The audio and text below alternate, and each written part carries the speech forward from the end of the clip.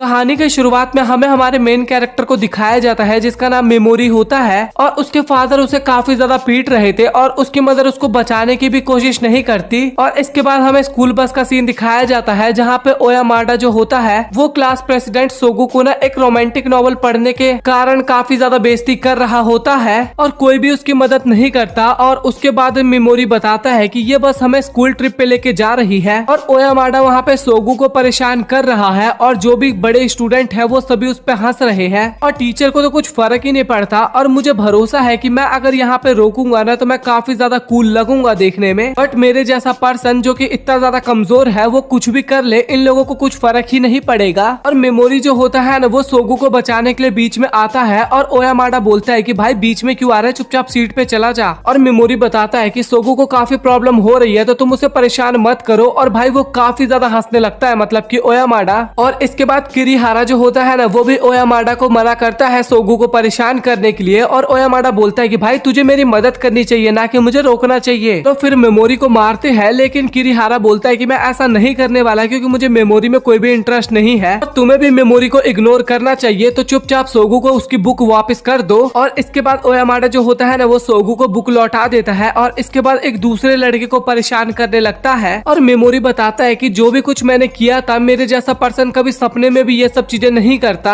और तभी वो लोग ना वहाँ से टेलीपोर्ट होके एक दूसरी जगह पे पहुंच जाती है और वहाँ पे हमें एक औरत दिखाई जाती है जो कि बोलती है तुम सभी का स्वागत है और तुम सभी यहाँ पे इस दुनिया को बचाने के लिए आए हो। और इसका नाम गॉडेस वीसीएस होता है, लेकिन हम इसको गॉड ही बुलाएंगे। और हमारे किंगडम इलियन में ना ब्रेव वॉरियर को समन करती है ताकि वो उस ग्रेट एम्परर के साथ लड़ सके जो कि बार बार अपीयर हो जाता है। 200 साल पहले हीरोज ने मिलके उस डीमन को हरा दिया था, लेकिन अब वो फिर से जिंदा हो चुका है। तो मैं चाहती हूँ कि आप सभी मिलके अपनी ताकत दे ताकि हम आपकी मदद से उस डीमन एम्परर को हरा सके। और वहाँ पे किसी को यकीन ही नहीं हो रहा था कि वो लोग दूसरी दुनिया में है। और टीचर ने उन सभी को शांत रहने के लिए बोलते हैं और गॉड की बात सुनने के लिए बोलते हैं। और मेमोरी बोलता है कि इन सभी चीजों को देख के तो मुझे फील हो रहा है कि मैं कोई सपना देख रहा हूँ और मुझे काफी ज्यादा दर्द भी हो रहा है, और क्या ये सच में सपना ही है ना। और किरीहारा बोलता है कि तो आप चाहते हैं कि हम डीमन एम्परर को हरा दे, और तब क्या होगा जब अगर हम आपका साथ ना दे तो मैं तुम्हें तुम्हारी दुनिया में नहीं भेज सकती। और तभी किरीहारा बोलता है कि तो फिर हम अपनी दुनिया में कैसे जाएंगे। तो गॉड बोलती है कि उसके लिए हमें एक रिसर्च समनिंग मैजिक का यूज करना होगा और उसके लिए हमें एक चीज की जरूरत पड़ने वाली है और उसका नाम इविल एलिमेंट है। और इसको हम केवल दो ही तरीके से पा सकते हैं, पहला या तो इसे आप ग्रेट डीमन के दिल से निकाल ले या फिर दूसरा उसके मरने का वेट करे और इसके बाद उस एलिमेंट को इस क्रिस्टल से एब्जॉर्ब कर लिया जाएगा। और तभी ओयामाडा बोलता है कि भाई तो ये सब चीजें तो हमें क्यों बता रही है और आखिरकार हम डीमन एम्परर से लड़े ही क्यों। और तभी गॉडेस बोलती है कि मैं आपसे भीख मांगती हूँ, प्लीज आप लोग हेल्प करिए, हमारी दुनिया को बचा लीजिए। तभी सोगू बोलती है कि हम लोग तो एक ह्यूमंस हैं। गॉडेस बोलती है कि आप बुला रही हो, बट हमें नहीं लगता कि हम लोगों के पास काफी ज्यादा पावर्स है और ये किसी दूसरे ह्यूमंस के पास बिल्कुल भी नहीं है।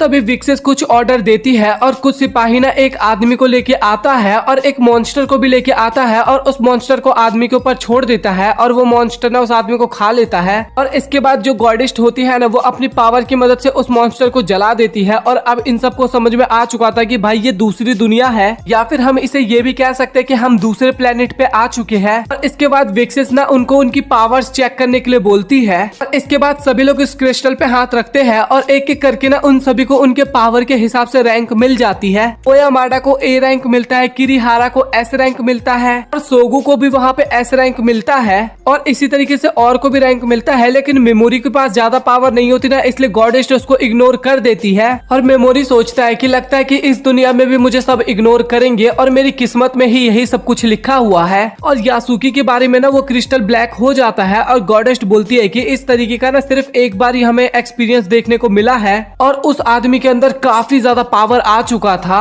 और इसके बाद सभी लोग अपना स्टेटस चेक करने लगते हैं और यहाँ पे मेमोरी का स्टेटस तो आपको पता ही होगा, एकदम नाक के बराबर ही होता है और उसका रैंक ई होता है और उसके पास ना पैरालिसिस और पॉइजन का ही पावर सिर्फ होता है, वो भी लेवल 1 का। गॉडेस्ट बताती है कि ये स्किल सभी को मिल चुकी होगी और कुछ कैरेक्टर ऐसे होंगे जिनको ये बाद में मिलेगा लेवल अप करने के। और ओयामाडा बोलता है कि यार बस करो भाई, कितना ज्यादा पकाओगी। और टीचर उसको चुप रहने के लिए बोलता है और तभी ओयामाडा बोलता है कि आप भूलिए मत कि आपका रैंक डी है और मेरा रैंक ए है। और तभी गॉडेस्ट बोलती है कि अब हम एक रिचुअल को परफॉर्म करने वाले हैं, तो मेमोरी यहाँ पे आ जाओ। और गार्ड्स भी ना काफी ज्यादा बुरा व्यवहार कर रहे थे मेमोरी के साथ गॉडेस्ट बताती है कि तुम्हारे पास ई रैंक है और ई रैंक वाले ना पास्ट में भी काफी ज्यादा प्रॉब्लम्स खड़ी करते थे हाई रैंकर्स के लिए, तो इसीलिए हमने डिसाइड किया है कि लोएस्ट रैंक वाले हीरोज को ना हम डिस्पोज कर देंगे। और अगर हमने तुम्हें अभी डिस्पोज कर दिया तो सभी को लगेगा कि हम नाइंसाफी कर रहे हैं, इस कारण मैं तुम्हें एक मौका देती हूँ। हम तुम्हें एक खंडर में भेजेंगे और अगर तुम वहाँ से बच के वापस आ गए तो उसके बाद हम तुम्हें परेशान बिल्कुल भी नहीं करेंगे।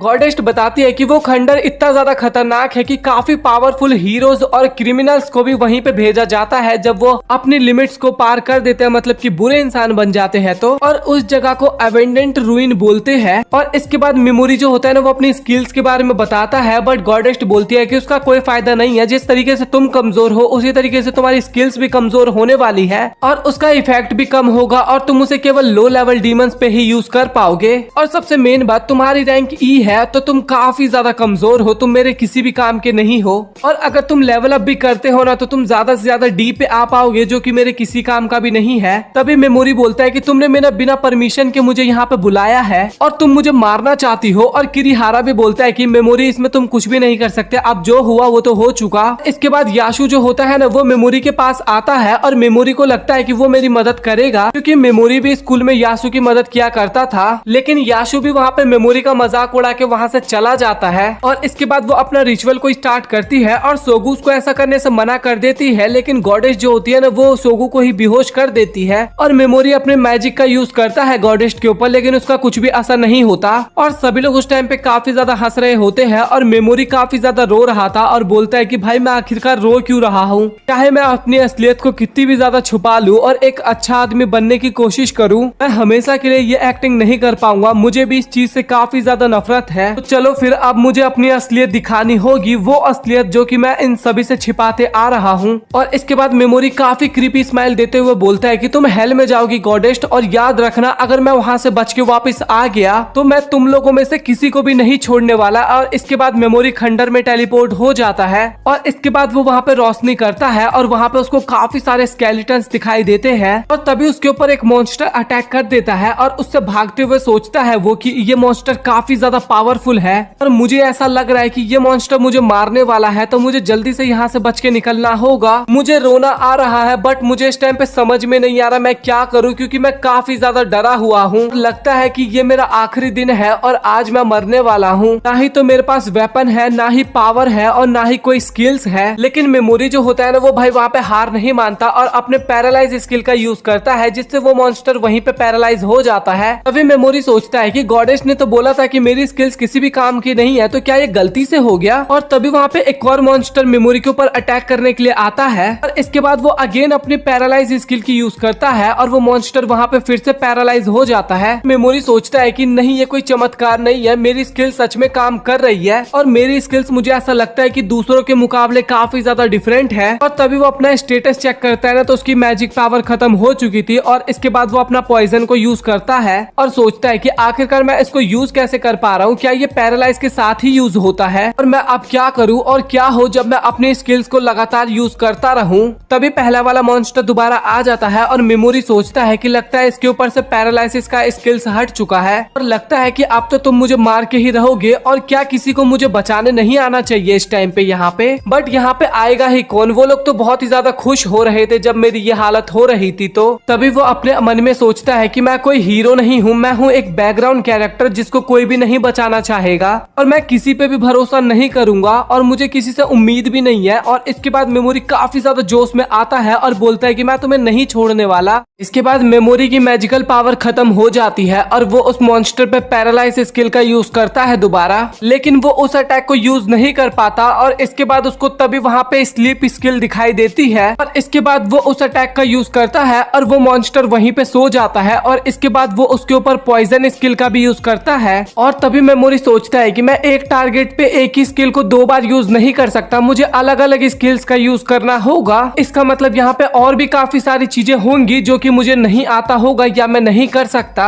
और मैं काफी ज्यादा थक चुका हूँ क्योंकि मैं अपने शरीर की मैजिकल पावर्स को यूज कर रहा हूँ। और इसके बाद काफी सारे मॉन्स्टर मेमोरी को घेर लेते हैं और वो एक एक करके सभी को पैरालाइज करने लगता है। अब तो वो खड़ा भी नहीं हो पा रहा था, इतना ज्यादा कमजोर हो चुका था और वो सोचता है कि भाई मैं नहीं यहाँ पे टिक पाऊंगा बिल्कुल भी। और यहाँ पे मॉन्स्टर की संख्या बढ़ती ही जा रही है लेकिन मैं फिर भी हार नहीं मानूंगा होगा, मैं इन सभी को मार के रहूंगा। इसके बाद वो फिर से एक एक करके सभी को पैरालाइज करने लगता है। बट भाई उसके अंदर जान थी, लेकिन उसका शरीर उसको जवाब दे चुका था। लेकिन भाई वो फिर भी करते रहता है और अचानक से उसके अंदर एनर्जी आती है और उसका लेवल अप हो जाता है और उसकी जितनी भी मैजिकल पावर थी ना वो सभी उसको वापस मिल जाती है और उसकी बाकी के स्टेटस भी होते हैं ना वो सब कुछ भी बढ़ने लगते हैं। और इसके बाद वो लगातार सभी को पैरालाइज करने लगता है। तभी मेमोरी सोचता है कि आखिरकार मैं लेवल अप क्यों कर रहा हूँ, क्या मैं मॉन्स्टर को मार रहा हूँ इस कारण मेरी एक्सपी बढ़ रही है, तो इसका मतलब मैं जितने ज्यादा मॉन्स्टर को मारूंगा मेरा लेवल भी उतना ज्यादा बढ़ते रहेगा। और इसके बाद वो और भी मॉन्स्टर को मारता है और वो अपने पैरालाइसिस स्किल का काफी ज्यादा यूज करता है ना, तो उसके भी लेवल अप होते रहता है। इसके बाद उसको एक नया स्किल मिलता है और इसके बाद ना वो एक साथ ना एक टारगेट के अलावा और भी काफी सारे टारगेट्स पे एक ही बार में पैरालाइज स्किल का यूज कर पा रहा था। और मेमोरी सोचता है कि शायद मेरी स्किल्स गॉडेस्ट पे काम नहीं करती, लेकिन यहाँ पे सब पे काम कर रही है और मैं यहाँ पे सभी को टारगेट नहीं कर पा रहा हूँ एक बार में, तो मतलब कि कुछ रेंज है मेरी स्किल्स का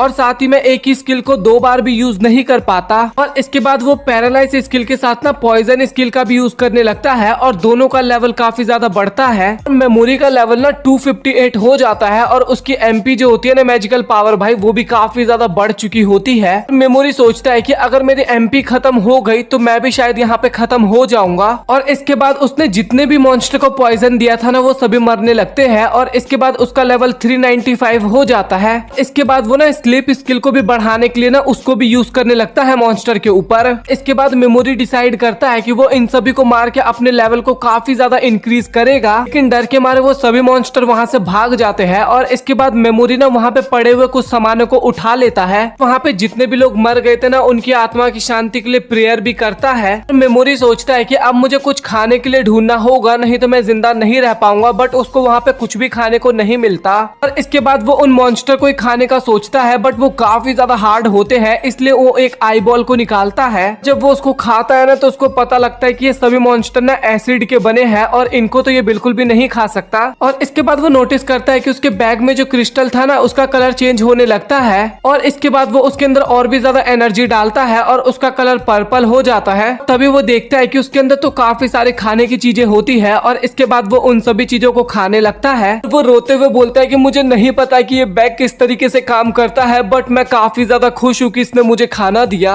और कुछ दिनों बाद का सीन दिखाया जाता है जहाँ पे मेमोरी काफी सारे मॉन्स्टर को मारता है और साथ ही कुछ मॉन्स्टर को मरते हुए भी देखता है और वो सोचता है कि ये सीन कितना ज्यादा डरावना है, यहाँ पे कितने सारे बॉडीज पड़े हुए हैं बट मॉन्स्टर के, इंसानों के नहीं थे और ये सब काम मैंने किया है। और इसके बाद हमें मेमोरी का पास्ट दिखाया जाता है। वो सोचता है कि मैं अपने स्टेप डैड को मार दूंगा और वो वहाँ पे काफी ज्यादा रो रहा था, लेकिन तभी वहाँ पे उसके अंकल और आंटी आते हैं और उसको अपने साथ लेके जाने लगते हैं। और तभी मेमोरी बताता है कि मेरे अंकल और आंटी ने मुझे नॉर्मल लाइफ दिया था और उन्होंने ही मुझे काइंड होना भी सिखाया था और मैं चाहता था मैं एक ऐसा इंसान बनूं जो कि दूसरों के दर्द को भी समझे, जैसे कि मेरे अंकल आंटी समझा करते थे। और मुझे भी फील होता था कि मैं उसी तरीके का बन चुका हूँ, लेकिन मैं वैसा बिल्कुल भी नहीं बन सकता क्योंकि मैं अभी इन सबको मार रहा हूँ और मुझे बिल्कुल भी दर्द नहीं हो रहा। और सच बताओ तो फिलहाल मुझे अभी अपने आप से ही डर लग रहा है। और इसके बाद हमें उसका लेवल दिखाया जाता है जो कि 957 हो चुका था और वो काफी सारे मॉन्स्टर को मारते हुए अंदर जाता है और अंदर की तरफ ना उसको एक कमरा दिखाई देता है और वो उस कमरे को खोलता है। वहाँ पे 2 लोग होते हैं जिनको खाना पानी ना मिलने की वजह से वहीं पे टैब बोल गए थे। और इसके बाद उन दोनों की आत्मा की शांति का प्रेयर करता है और उनके बैग में से ना एक जेम्स की पोटली होती है वो उठा लेता है और बोलता है कि मुझे इसकी ऊपर जरूरत पड़ेगी तो प्लीज मुझे माफ करना।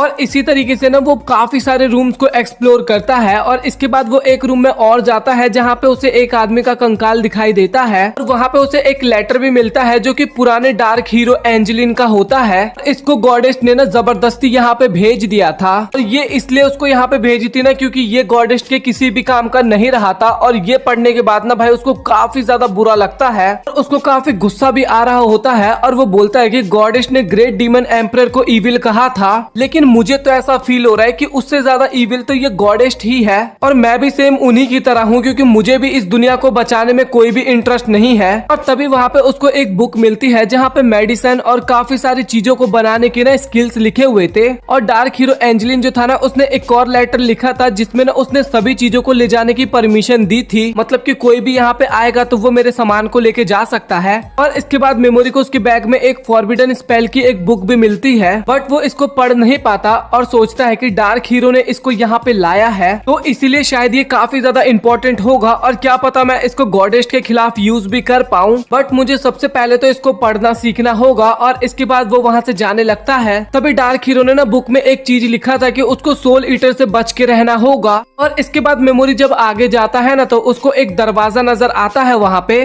बट वो उस दरवाजे को नहीं खोल सकता था क्योंकि कुछ चीज चाहिए था उसको खोलने के लिए और उसी सामान को वो ढूंढने लगता है। इसके बाद मेमोरी का लेवल दिखाया जाता है जो कि 1229 तक पहुंच गया था। और मेमोरी भी सोचता है कि मैंने काफी ज्यादा लेवल अब अपना बढ़ा लिया है, तो क्या पता मैं इससे सोल ईटर को मार सकूं। इसके बाद उसे दीवार पे ना एक फेस दिखाई देता है और उसके सर पे ना एक क्रिस्टल होता है और यही चीज दरवाजा खोलने के लिए मेमोरी को चाहिए था। और इसके बाद मेमोरी बोलता है कि ये पक्का सोल ईटर है और इसके बाद वो उस पे पैरालिसिस का अटैक करने वाला होता है, लेकिन उससे पहले ही सोल ईटर उस पे अटैक कर देती है और वो सोचता है कि भाई सच में ये तो काफी ज्यादा पावरफुल है, बट मुझे बाहर जाने के लिए उस स्टोन की जरूरत है तो मुझे ये करना ही होगा। और अभी हमारे बीच में जितनी दूरी है मैं इतनी दूरी पे अपनी स्किल्स का यूज कर सकता हूँ, बट मैं अगर आगे गया तो वो मुझ पे अटैक कर देगी। तो मुझे अभी क्या करना चाहिए? तो क्या मुझे अपनी स्किल्स को और भी ज्यादा इम्प्रूव करना चाहिए? लेकिन तब तक मैंने वो सोल ईटर जो होती है ना भाई वो दीवार से बाहर निकल चुकी थी। और मेमोरी सोचता है कि इसने यहाँ पे सबसे ताकतवर जादूगर को भी हराया है और बाकी लोगों को भी मारा है, तो शायद ये यहाँ की रानी होगी। तो क्या पता अगर मैं इसको हरा दूं तो मैं यहाँ से बाहर भी निकल सकता हूँ। और ये मुझ पे हमला नहीं कर रही, बट इसको पता है कि मैं यहीं कहीं पे हूँ। और इसके बाद वो सोल ईटर जो होता है ना अपने मुंह में से कुछ निकालता है और काफी सारे क्रिएचर वहाँ पे आ जाते हैं और ये यहीं के मरे हुए लोगों के फेसेस होते हैं। और मेमोरी सोचता है कि ये देखना चाहती है कि मैं यहाँ पे किस तरीके से रिएक्ट करने वाला हूँ और ये इसके लिए एक तरीके का एंटरटेनमेंट है। सच में ये काफी ज्यादा बेकार है। और इसके बाद वो मेमोरी जो होता है ना वो उन सभी मुर्दों को पैरालाइज करता है और इसके बाद वो पॉइजन को यूज करने वाला होता है, लेकिन वो बोलता है कि मैं इसको यूज नहीं कर सकता। ये चाहे आधे मर चुके हो लेकिन इसके बाद भी ये इंसान है और मैं इनके ऊपर कैसे पॉइजन का इस्तेमाल कर सकता हूँ। और मैं इतना भी ज्यादा नीचे नहीं गिर सकता कि मैं केवल अपने फन के लिए नॉर्मल ह्यूमंस को मार दूं। और ये सभी लोग काफी ज्यादा इनोसेंट है तो मैं इनके ऊपर पॉइजन का यूज नहीं कर सकता। और इसके बाद वो सोल ईटर हंसने लगती है और भी काफी ज्यादा मुर्दों को ले आती है वहाँ पे। और मेमोरी सोचता है कि ये सब चीजें करके काफी ज्यादा खुश हो रही है, तो इसका मतलब इसको शिकार करने में काफी अच्छा लगता है। और इसके बाद मेमोरी उन सभी को दूर रहने के लिए बोलता है और ये सब सुन के ना वो सोल ईटर और भी ज्यादा हंसने लगती है और वो काफी ज्यादा इंजॉय कर रही थी ना। तभी मेमोरी बोलता है कि यही मेरे पास मौका है इसके ऊपर अटैक करने का और वो वहाँ पे सभी को पैरालाइज कर देती है। बोलता है कि बस मैं मौके का वेट कर रहा था ताकि मैं तुम पे अटैक कर सकूं। और क्या तुमने नोटिस नहीं किया था कि मैंने अपने लेफ्ट हैंड को कभी नीचे रखा ही नहीं था? और तुम जैसे ताकतवर क्रिएचर की ना यही प्रॉब्लम है, जब हम ऐसी हरकतें करते हैं तो तुम्हें लगता है कि सामने वाला हार मान चुका है और तुम लोग जीत चुके हो। और मैंने अभी जो भी कुछ यहाँ पे किया ना वो सब कुछ एक नाटक था। काफी टाइम तक मैं लोगों को हार्म पहुँचाने की नहीं सोचता था और हमेशा एक नॉर्मल व्यक्ति बनने की सोचता था, और मैंने खुद को काफी ज्यादा धोखा दिया था और मैं इसीलिए भूल चुका था कि मैं कौन हूँ। और हमेशा मैं बैकग्राउंड आर्टिस्ट की तरह एक्ट करता था और ये सभी लोग मुझे मारने के लिए आए हैं। भले ही ये सोल से बने हो फिर भी ये डीमंस है, तो मैं इनको तो बिल्कुल भी नहीं छोड़ने वाला। और जो भी मुझे मारने आएंगे मैं उन सभी को मार दूंगा। और इसके बाद वो उन सभी पे पॉइजन का यूज करता है। सोल ईटर जो होती है ना वो पैरालिसिस के हालत में उठने की कोशिश करती है, लेकिन इससे उसी को और भी ज्यादा चोटें लगती है। और इसके बाद वो उसके ऊपर भी पैरालिसिस स्किल का यूज करता है और इसके बाद मेमोरी का पॉइजन और पैरालिसिस दोनों ही लेवल 3 के हो जाते हैं। और इसके बाद वो उन सभी पे स्लीप स्किल का यूज करता है और इसके बाद उसका लेवल और भी काफी ज्यादा बढ़ जाता है। और वहाँ पे जितनी भी सोल्स थी ना वो सभी आजाद हो चुकी थी। इस कारण वो सभी लोग मेमोरी को शुक्रिया बोलते हैं। और जो डार्क हीरो होता है ना वो गॉडेस्ट को मारने के लिए बोलता है मेमोरी को। और इसके बाद वो सभी लोग वहाँ से चले जाते हैं। और इसके बाद मेमोरी बोलता है वैसे तो मैं तुम्हारी बात नहीं मानता, बट तुम फिक्र मत करो क्योंकि मैं भी उस गॉडेस्ट को बिल्कुल भी नहीं छोड़ने वाला, चाहे इसके लिए मुझे अपना कितना भी टाइम देना पड़े। और इसके बाद वो दरवाजे को खोल के वहाँ से बाहर चला जाता है। फिर इसके बाद हमें मेमोरी के क्लासमेट्स दिखाए जाते हैं जो कि अपनी एक्सपी को बढ़ाने के लिए मॉन्स्टर को मार रहे थे, लेकिन उनमें काशिमा जो होती है वो किसी को भी नहीं मारती। और आशा की जो होती है वो उसको मॉन्स्टर मारने के लिए बोलती है और बोलती है कि मुझे ऐसा लगता है कि क्लास काफी जल्दी अलग होने वाली है, कि हमारे क्लास में काफी सारे सेल्फिश लोग हैं और साथ ही हमारी क्लास रैंक्स में बटी हुई है। जैसे कि मैं बी रैंक की हूँ तो अपनी क्लास आप देखना रैंक के हिसाब से रहना स्टार्ट करेंगी, और जब ऐसा होगा तो तुम हमारे ग्रुप में आ सकती हो क्योंकि तुम डी रैंकर हो और तुम किरिहारा के ग्रुप में तो बिल्कुल भी नहीं जा सकती। और सोगू की बात की जाए तो वो भी काफी जल्दी मारी जाएगी, तो तुम्हें मेरी बात माननी चाहिए। हम लोग ग्रेट डीमन को मार के जल्दी से अपने घर पे वापस जाने वाले हैं, तो तुम्हें ये करना चाहिए। चलो फिर तुम हमारे ग्रुप को ज्वाइन कर लो और बदले में हम तुम्हारे टेस्ट को क्लियर करने में काफी ज्यादा हेल्प करेंगे। और तुमने अभी तक अपने पहले मॉन्स्टर को नहीं मारा ना, तो हमने तुम्हारे लिए इसको पकड़ के लाया है और जल्दी से इसको मार दो, नहीं तो मेमोरी की तरह तुम्हें भी कहीं भेज दिया जाएगा। और काशिमा इसके बाद उस मॉन्स्टर को मार देती है और वो मेमोरी से माफी मांगती है कि मैं तुम्हारे लिए कुछ भी नहीं कर पाई। और इसके बाद सोगू को होश आता है और गॉडेस्ट एक्टिंग करते हुए बोलती है कि मेमोरी के साथ काफी ज्यादा बुरा हुआ, लेकिन ये हमारी कंट्री का रिचुअल है तो हमें ये मजबूरन करना ही पड़ता है। बट हमें उदास होने की जरूरत नहीं है क्योंकि ये रिचुअल सबके साथ चल रहा है और चेक किया जा रहा है कि क्या वो डीमन को मार भी सकते हैं या फिर नहीं। और जो भी लोग डीमंस को नहीं मार पाएंगे उनको डिस्क्वालीफाई कर दिया जाएगा और उन्हें भी मेमोरी की तरह ही डिस्पोज कर दिया जाएगा इसके बाद।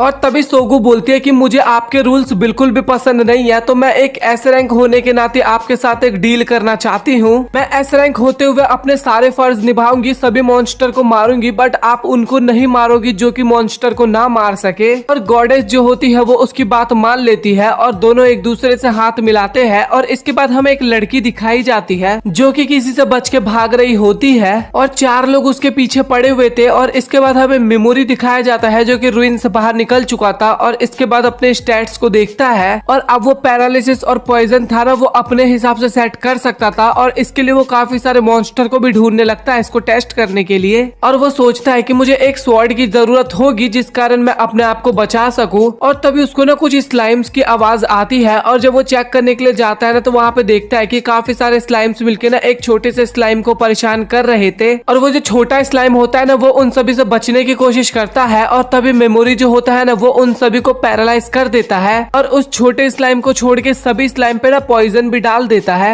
इसके बाद ना वो अपनी न्यू स्किल्स का यूज करता है, जिसके बाद ना वो स्लाइम्स के ऊपर से ना वो अपने पॉइजन को भी और पैरालिसिस को भी हटा देता है। और इसके बाद वो सभी स्लाइम्स वहाँ से डर के भाग जाते हैं, लेकिन वो छोटा वाला वहीं पे रुकता है। इसके बाद मेमोरी बोलता है कि तुम फिक्र मत करो, मैं तुम्हें नहीं मारने वाला और तुमने उन सभी का सामना करके काफी अच्छा काम किया। अगर मैं तुम्हारे ऊपर से अपनी स्किल्स को हटा दूंगा ना, तो तुम मुझ पे बिल्कुल भी हमला मत करना। और इसके बाद वो उसके ऊपर से अपना स्पेल्स को हटा देता है और इसके बाद मेमोरी जाने लगता है ना, तो वो स्लाइम भी उसके पीछे पीछे आने लगता है। और इसके बाद मेमोरी डिसाइड करता है कि वो उसको अपने साथ लेके जाएगा। और हमें वही लड़की दिखाई जाती है जो कि भागते भागते काफी दूर तक आ गई थी और वो सोचती है कि मैं उनसे भागते भागते काफी दूर आ गई हूँ, लेकिन मुझे अभी भी उनकी प्रेजेंस फील हो रही है। मुझे ऐसा फील हो रहा है कि वो लोग मेरे थकने का वेट कर रहे हैं। और हमें मेमोरी और स्लाइम दिखाया जाता है जहाँ पे स्लाइम मेमोरी के पीठ पे होता है और वो पीछे का नजर रख रहा होता है। और इसके बाद वो बुक के अंदर ना डीमन को स्ट्रॉन्ग करने का ना स्पेल्स के बारे में पढ़ रहा था ताकि वो स्लाइम को और भी ज्यादा ताकतवर बना सके। तभी मेमोरी बताता है कि मैं इस टाइम पे जो करने वाला हूँ ना, वो सच में काफी ज्यादा खतरनाक है। मैं अपना बदला लेने वाला हूँ और इसमें कुछ भी हो सकता है, तो क्या तुम सच में मेरे साथ आना चाहते हो? और स्लाइम ना वहाँ पे ग्रीन हो जाता है और इसके बाद मेमोरी जो होता है ना, वो उसका नाम पिगी मारू रखता है और स्लाइम को ना वो नाम काफी ज्यादा पसंद आता है। और मेमोरी भी सोचता है कि मैं उस गॉडेस्ट से अपना बदला जरूर लूंगा। और हमें वो लड़की दिखाई जाती है जो कि अभी तक भाग रही थी और उसके पीछे गुंडे भी अभी तक पड़े हुए थे। इसके बाद वो लड़की ना उन चारों से लड़ने का डिसाइड करती है, लेकिन वो 4 लोग होते हैं ना, वो गलती से मेमोरी से टकरा जाते हैं और वो बंदे ना मेमोरी को डराने लगते हैं और मेमोरी भी वहाँ पे डरने की एक्टिंग करता है। और इसके बाद वो बंदे ना मेमोरी से उसकी जरूरत की चीजें मांगने लगते हैं और उनमें से एक बंदा बोलता है कि तुम्हें जो भी कुछ करना है जल्दी करो क्योंकि हमें उस लड़की को भी पकड़ना है। और इसके बाद वो सभी आपस में बहस करने लगते हैं। इसका फायदा उठा के मेमोरी वहाँ से जाने की कोशिश करता है, लेकिन एक आदमी उसको वहाँ पे रुकने के लिए बोलता है और उसको मारने की भी धमकी देता है वो बंदा। और वो और भी ज्यादा डरने की एक्टिंग करता है और जैसे एक बंदा मेमोरी के ऊपर अटैक करने आता है ना, वो पैरालिसिस का अटैक करता है उसके ऊपर। मेमोरी सोचता है कि अच्छा, मेरी स्किल्स मतलब कि ह्यूमंस पे भी काम करती है और गॉडेस थोड़ा स्पेशल केस हो जाता है, इस कारण उनके ऊपर मेरा स्पेल कास्ट नहीं हुआ। मेमोरी बोलता है कि तुम लोग खंडर के मॉन्स्टर से तो काफी ज्यादा कमजोर हो, लेकिन तुम उतने ही ज्यादा इविल हो, तो मैं तुम लोगों को मार भी दूं तो मुझे कुछ ज्यादा फर्क नहीं पड़ेगा। और इसके बाद वो उन सभी को पॉइजन दे के वहाँ पे मार देता है। और तभी मेमोरी को ना वहाँ पे उस लड़की का एहसास होता है। उस लड़की को भी वहाँ पे 4 बंदों के अलावा एक और बंदों का एहसास होता है और मेमोरी जो होता है ना, वो पिगी मारू की मदद से ना उस लड़की का ध्यान भटकाता है। और इसके बाद मेमोरी उस लड़की को पैरालाइज कर देता है और बोलता है कि मुझे तुम्हारे अंदर से ये फीलिंग तो आ रही है कि तुम अटैक करने वाली हो,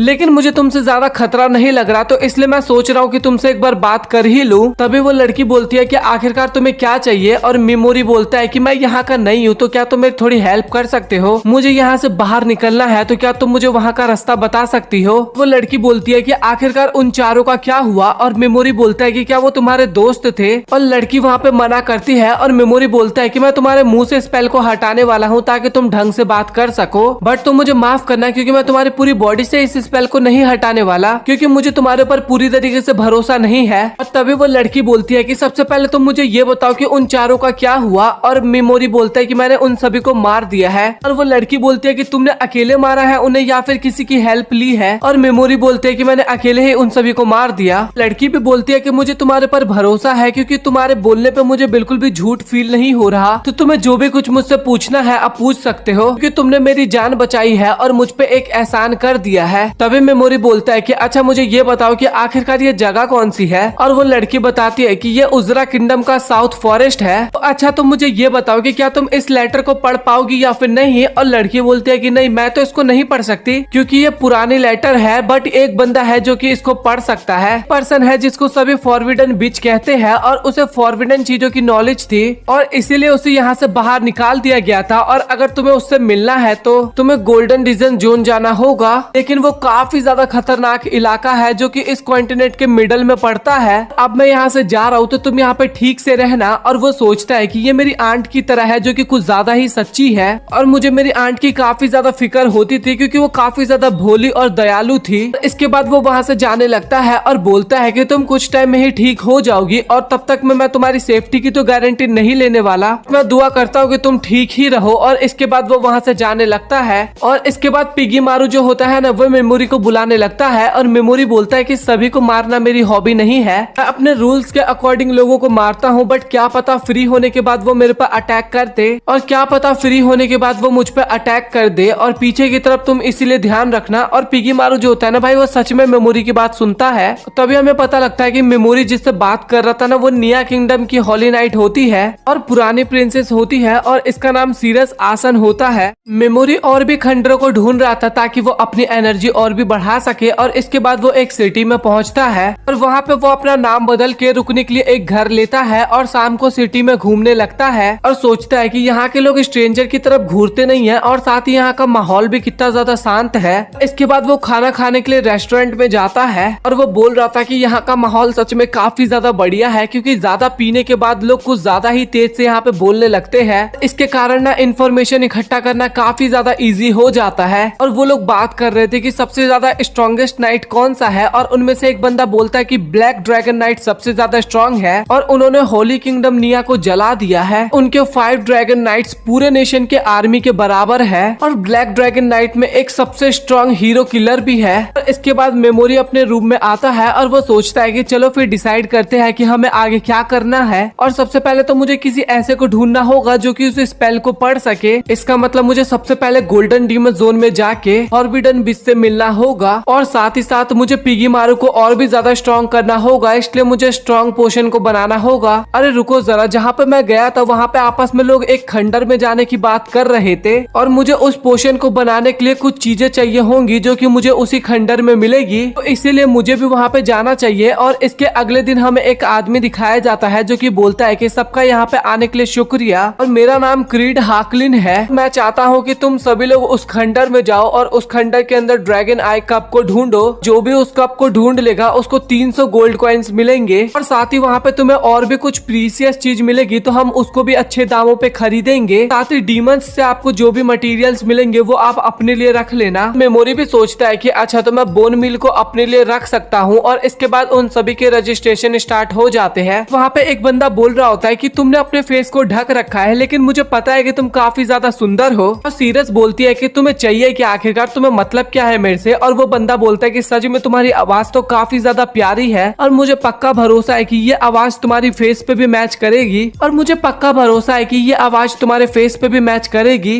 इसके बाद सभी लोग ना सीरस के बारे में बात करने लगते हैं, जिसके वांटेड पोस्टर ना हर जगह लगे हुए थे। और सच बताओ तो मैं सीरस से एक बार मिल रखा हूँ, और वो काफी ज्यादा सुंदर है, और जब मैंने उसको डिनर के लिए एक बार इनवाइट किया था तो उसने मेरी काफी काफी ज्यादा बेइज्जती की थी वहाँ पे। और मुझे तो बिल्कुल भी याद नहीं कि मैं तुमसे आखिरकार कब मिली थी। और तभी वो बंदा बोलता है कि तुमने वैसे ट्रीट किया था मेरे साथ जैसे कि मैं काफी ज्यादा बोरिंग हूँ, और इसीलिए मुझे तुम्हारा फेस काफी अच्छी तरीके से याद है। और लड़की भी बोलती है कि जो आप समझ रहे हो वो मैं बिल्कुल भी नहीं हूँ। फिर वो बंदा बोलता है कि अच्छा ठीक है, तो मुझे एक बार अपने कान दिखा दो, क्योंकि एल्फ के कान काफी ज्यादा बड़े होते हैं। जो निया की पुरानी होली नाइट थी वो एक एल्फ ही थी, और तुम किसी और को मूर्ख बना सकती हो, मुझे तो बिल्कुल भी मूर्ख नहीं बना सकती। और मैं तुम्हारे कपड़े को हटा के अभी ही प्रूफ कर सकता हूँ कि तुम सेरेस आसियान हो। और इसके बाद वो बंदा उसका कपड़ा हटा देता है, और उसके कान जो होते हैं ना वो बिल्कुल भी एल्फ की तरह नहीं लग रहे थे। और मेमोरी भी सोचता है कि ये तो वही लड़की है जिससे मैं जंगल में मिला था। और वो बंदा भी सोचता है कि आखिरकार ये कैसे हो गया, ये तो काफी ज्यादा डिफरेंट है। और वो लड़की बोलती है कि मेरा नाम मिस वर्कस है। और अब तो आपको सब कुछ एकदम क्लियर हो गया ना। और इसके बाद सभी लोग वहाँ पे आपस में बात करने लगते हैं। वो बंदे को वहाँ पे काफी ज्यादा बेइज्जती सा फील होता है, और इसके बाद वो वहाँ से चुपचाप निकल लेता है। मेमोरी बोलता है कि खंडर में जाने से पहले मुझे कुछ सामान ले लेना चाहिए। और तभी वो लड़की भी उसके पास आती है, और वो पूछती है कि क्या आप भी यहाँ पे कुछ इक्विपमेंट लेने के लिए आए हो। और वहाँ पे मेमोरी बताता है कि जो कुछ भी वहाँ पे हुआ था वो काफी ज्यादा बेकार हुआ, और जिस पर्सन ने तुम्हारे साथ पंगे लिए थे वो काफी ज्यादा गुस्से में था, और वो कुछ भी कर सकता है। और वो लड़की भी बोलती है कि कभी कभार मैं लोगों को गुस्सा दिला देती हूँ, इस कारण वो मुझे पसंद नहीं करते। और अगर लोग मुझे पसंद करने लगेंगे तो वो बार बार मुझसे मिलने के लिए आते रहेंगे। मेमोरी बोलता है कि मैं समझ सकता हूँ कि तुम क्यों लोगों को इग्नोर करती हो, और क्या तुम मेरी हेल्प कर सकती हो। खंडर में जाने से पहले मुझे क्या क्या चीजें लेनी चाहिए, और इसके बदले मैं तुम्हें पैसे भी दे सकता हूँ। और वो लड़की भी बोलती है कि हाँ मुझे ट्रैवलिंग के लिए पैसे चाहिए, तो मैं तुम्हारी मदद करूंगी। और तभी मेमोरी बोलता है कि हम दोनों ही जानते हैं कि हम दोनों का नाम नकली है, और रियल नाम बताने का हमारे पास कोई रीजन भी नहीं है। और सेरेस भी वहाँ पे उसकी बातों पे एग्री करती है। और इसके बाद सेरेस जो होती है वो कुछ टूल्स खरीदने में मेमोरी की मदद करवाती है। और इसके बाद मेमोरी उसको 3 सिल्वर कॉइन्स देता है। और सेरेस बोलती है कि ये मेरी उम्मीदों से काफी ज्यादा है, बट मुझे अभी इसकी जरूरत है, तो मैं इसलिए इसको ले लेती हूँ। और तभी सेरेस वहाँ पे गिरने वाली होती है, और मेमोरी इसके बारे में पूछता है, तो सेरेस बताती है कि मैं काफी दिनों से सोई नहीं हूँ, और तुम मेरी फिक्र मत करो। और इसके बाद वो वहाँ से चली जाती है। और इसके बाद मेमोरी खंडर के अंदर जाता है, और उसके सामने कुछ मॉन्स्टर आते हैं जिनको वो काफी इजीली मार देता है। और वो सोचता है कि पैरालाइज और पॉइजन दोनों ही काफी इजीली यहाँ पे काम कर रहे हैं। कुछ लोग वहाँ पे ना उस मॉन्स्टर को मरा हुआ देख के ना काफी ज्यादा हैरान होते हैं। उन लोगों को तो समझ में ही नहीं आ रहा था कि ये मॉन्स्टर ऐसे कैसे मर गया। और इसके बाद हमें मेमोरी दिखाया जाता है जो कि खंडर के अंदर जा रहा था। वो सोचता है कि यहाँ के डीमंस ना उतने ज्यादा खतरनाक नहीं है, इसलिए मुझे कम एक्सपी मिल रहा है। तभी कुछ लोग ना आपस में बात कर रहे थे, और मेमोरी नोटिस करता है कि ये तो वही बंदा है जिसका मजाक सेरेस ने बनाया था, और वो सभी ना सेरेस को मारने की ही प्लानिंग कर रहे थे। वो बोलता है कि उस लड़की ने एक तो मेरा मजाक बनाया, और इसके बाद भी वो जिंदा है। मुझे सच में काफी ज्यादा गुस्सा आ रहा है, और मुझे तब तक बिल्कुल भी नींद नहीं आने वाला जब तक मैं उसको मरता हुआ ना देख लूं। और मेरे पास एक आइडिया है, मैं उसको डीमन के आगे फेंक दूंगा ताकि डीमन उसे खा ले। और तभी मेमोरी वहाँ पे आता है, और एक बंदा बोलता है कि क्या तुमने हमारी बातें सुन ली। वो सभी लोग उसको मारने के लिए आगे बढ़ते हैं, और मेमोरी बोलता है कि प्लीज तुम लोग रुक जाओ, मेरी गलती है कि मैं यहाँ पे आ गया हूँ। और वहाँ पे कोई भी नहीं रुकता, और सभी लोग मेमोरी पे अटैक करने के लिए जाते हैं। और इसके बाद मेमोरी उन सभी को पैरालाइज करके पॉइजन दे देता है। और सच बताओ तो मुझे मेरी इविल साइड बिल्कुल भी पसंद नहीं है, क्योंकि वो मुझे मेरा बचपन याद दिलाता है, बट तुम लोगों को मार के मुझे काफी ज्यादा सुकून मिलता है। वो बंदा बोलता है कि भाई मैं तेरा शकल बिल्कुल भी नहीं भूलने वाला, और मैं तेरे से जरूर बदला लूंगा। और मेमोरी भी बोलता है कि भाई तू पागल वागल है क्या, इन्हीं सब रीजनों के कारण मैं तुम्हें यहाँ पे मार रहा हूँ। और वहाँ पे काफी सारे डीमंस आते हैं, और वो सभी उन्हें खा लेते हैं। और इसके बाद मेमोरी सेकंड लास्ट लेयर पे पहुंचता है, और वहाँ पहुंचने से पहले ना वो थोड़ा आराम करने का सोचता है। और जैसे उसकी आंखें खुलती है ना, तो वहाँ पे हमें एक एडवेंचरर का ग्रुप दिखाया जाता है, जहाँ पे एक बंदा बोलता है कि इन खंडरों में आज तक जो कुछ नहीं हुआ वो आज हमें देखने को मिल रहा है कि डीमंस यहाँ पे काफी अजीबोगरीब तरीके से मर रहे हैं, और हमें नहीं पता कि ऐसा क्यों हो रहा है। और तभी लिली बोलती है कि वीक और स्ट्रॉन्ग डीमन दोनों ही एक तरीके से मारे जा रहे हैं, तो मुझे यहाँ पे अपने लोगों की काफी ज्यादा फिक्र हो रही है, क्या तुम हमारे साथ चलोगे। और मेमोरी बोलता है कि मेरी फिक्र करने के लिए बहुत बहुत शुक्रिया, बट मैं यहीं पे रुकूंगा। और वो बंदा बोलता है कि अगर तुम्हें यहीं रुकना है ना, तो तुम बाकी लोगों को भी इसके बारे में बता देना। इसके बाद वो लोग वहाँ से चले जाते हैं, और मेमोरी बताता है कि इन लोगों को मैंने ही मारा है यहाँ पे, मतलब कि डीमंस को। और ये बात जैसे जैसे लोगों के पास पहुंचेगी, लोग यहाँ पे आना बंद कर देंगे। और इसके बाद मेमोरी को ना वही कप मिल जाता है जो कि उसको ढूंढना था। और उसके सामने ना एक काफी खतरनाक सी मूर्ति भी होती है, और वहाँ पे मेमोरी को इतना तो पता चल चुका था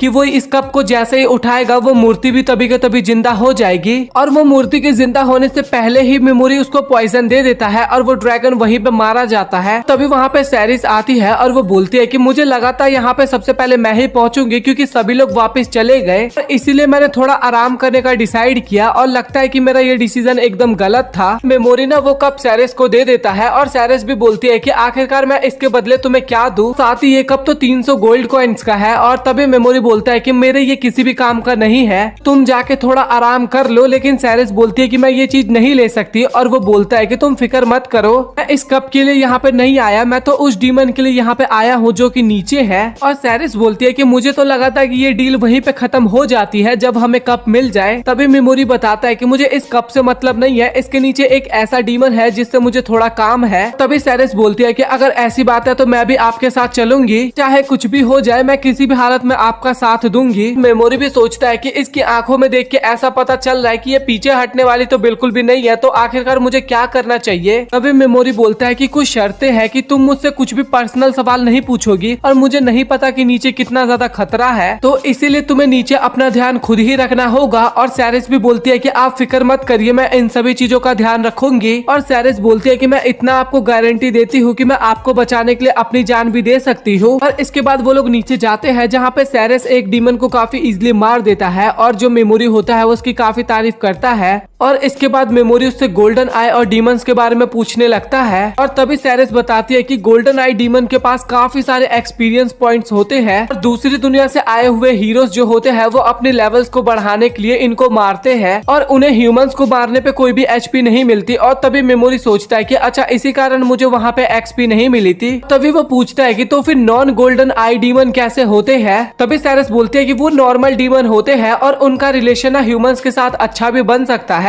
कहानियों के अकॉर्डिंग ग्रेट डीमन एम्परर ने एक स्पेशल मैजिक एलिमेंट रिलीज किया था और इस कारण डीमन ना उससे काफी ज्यादा इफेक्ट हुए और जिन पे इसका ज्यादा असर हुआ ना वो गोल्डन आई डीमन बन गए और इसलिए वो काफी ज्यादा खतरनाक बन गए। और तभी मेमोरी सोचता है कि गोल्डन आई डीमन गोल्डन हीरो से कुछ ज्यादा ही मेल खाता है, सच में ये तो काफी ज्यादा बुरी बात है। और इसके बाद ये दोनों दोबारा रेस्ट करने के लिए चले जाते हैं और सैरिस को ना बाहर एक और डीमन का एहसास हो रहा था और मेमोरी जो होता है ना वो पिगी मारू की दोस्ती सैरिस के साथ करवाता है। और इसके बाद वो सैरिस को आराम करने के लिए बोलता है और मेमोरी जो होता है ना वो अपनी स्लीप वाली पावर की मदद से उसको वहाँ पे सुला देता है और कहता है कि मुझे फील हो रहा है कि तुम हॉली किंगडम निया की पुरानी नाइट हो और तुम्हारा नाम सैरिस आसरा है। और हमें वही ब्लैक नाइट दिखाए जाते हैं जिन्होंने हॉली किंगडम निया को जला दिया था। वो लोग ना सैरिस को ढूंढ रहे थे और उन्हें वही 4 लोग मिलते हैं जिसे मेमोरी ने मार दिया था और इन लोगों को लग रहा था कि उसे सैरिस ने मारा है। और वो बंदे बोलते हैं कि सैरिस सच में कमाल की है बट वो क्या मुझे हरा पाएगी। और इसके बाद सैरिस को वहाँ पे होश आता है और वो लोग स्केलेटन किंग को ढूंढने के लिए जाते हैं। और इसके बाद तभी मेमोरी को ना एक रूम से आवाज आता है और इसके बाद वो और सैरिस पीछे की तरफ हट जाते हैं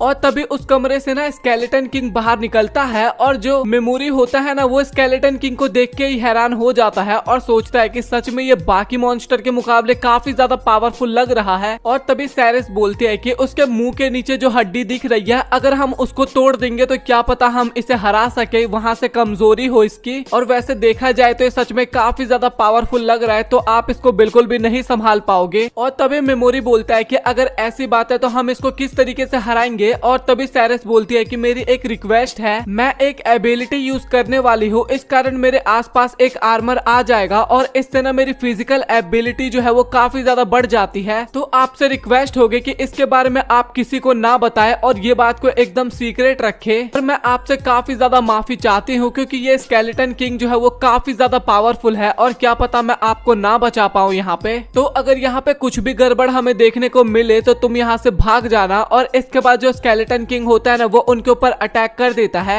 और इसके बाद मेमोरी जो होता है ना वो स्केलेटन किंग को पहले तो पैरालाइज करता है और इसके बाद पॉइजन दे देता है। और वो अपने मन ही मन में सोचने लगता है कि ये ना यहाँ के मॉन्स्टर के अकॉर्डिंग ताकतवर होगा बट मैंने इससे भी काफी पावरफुल मॉन्स्टर को हरा रखा है। और ये देख के ना वहाँ पे सैरिस जो होती है भाई वो काफी ज्यादा हैरान होती है। उसको तो लग रहा था मेमोरी बस ऐसे छोटा मोटा बंदा है बट उसको क्या पता कि मेमोरी क्या चीज है। और इसके बाद मेमोरी को जो आइटम चाहिए था ना स्केलेटन किंग में से वो आइटम को ले लेता है। और तभी सैरिस बोलती है कि अच्छा तो तुम यहाँ पे स्केलेटन किंग के लिए ही आए थे। और तभी मेमोरी बोलता है कि हाँ तुमने सही कहा। और जैसे ही हम एक बार ऊपर पहुंच जाते हैं ना तो वहाँ पे मैं तुम्हारे सारे सवालों के जवाब दे दूंगा। और इसके बाद ना वो लोग वहाँ से जाने लगते हैं लेकिन जो पिगी मारू होता है ना वो मेमोरी को एक तरफ इशारा करने लगता है और तभी मेमोरी को ना वहाँ पे एक अंडा नजर आता है और पिगी मारू जो होता है ना वो मेमोरी को बोलता है कि इसको अपने साथ ऊपर लेके चलो और मेमोरी उसकी बात मान भी लेता है। और इसके बाद मेमोरी के क्लास के बंदे ना अपना रैंक बढ़ाने के लिए ना काफी ज्यादा मॉन्स्टर से लड़ रहे थे और उनमें से ना एक लड़की का वहाँ पे हाथ कट जाता है और सोगू जो होती है ना वो अभी तक उन मॉन्स्टर से लड़ने में काफी ज्यादा हिचकिचा रही होती है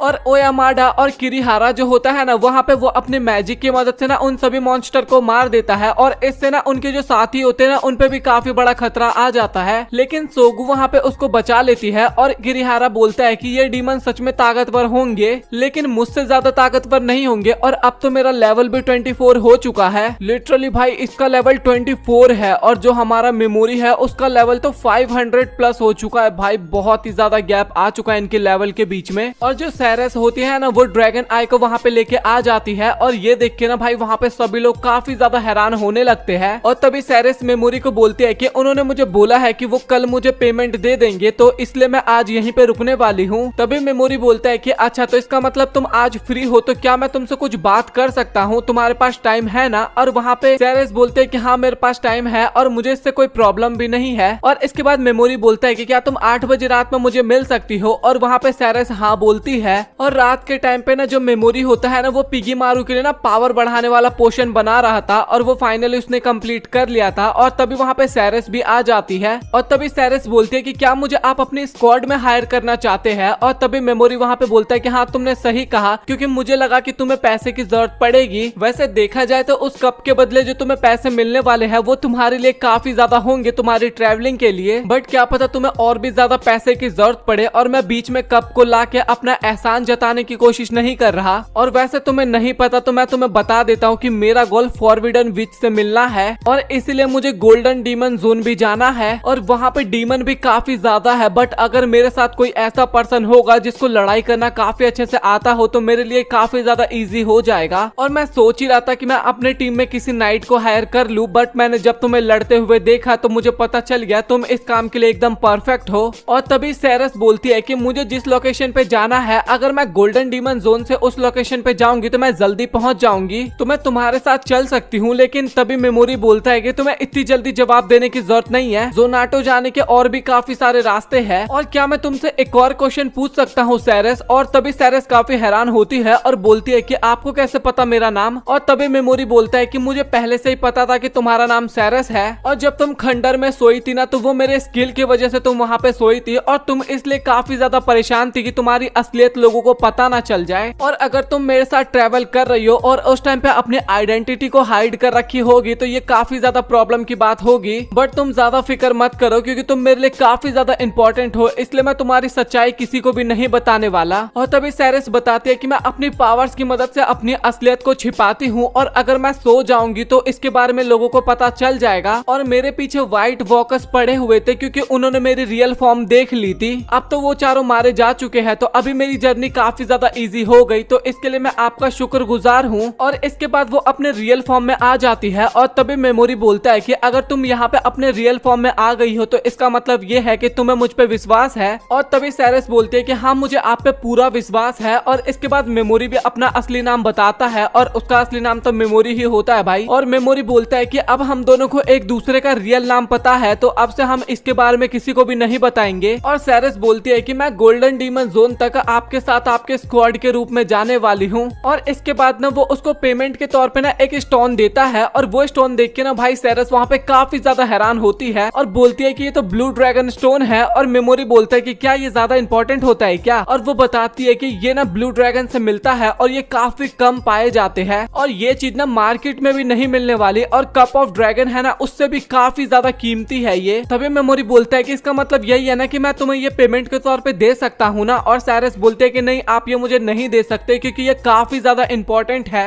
तो इसे आप इस तरीके से बर्बाद मत कीजिए। और तभी मेमोरी बोलता है कि लेकिन फिर भी अब ये तुम्हारा हो चुका है, अब तुम्हें इसके साथ जो करना है तुम वो करो। और वो बोलती है कि अच्छा ठीक है तो मैं इसको रख लेती हूँ। और वैसे आपको पता है कि लोग मेरा पीछा कर रहे थे और इसका रीजन मैं आपको नहीं बता सकती कि ऐसा किस लिए है। तभी मेमोरी बोलता है कि कोई बात नहीं, मुझे इससे कोई लेना देना नहीं है क्योंकि हमारा रिलेशन जो है वो एकदम प्रोफेशनल है, तो तुम्हारे पास्ट में आखिरकार क्या हुआ है इसके बारे में जानने में मुझे कोई भी इंटरेस्ट नहीं है।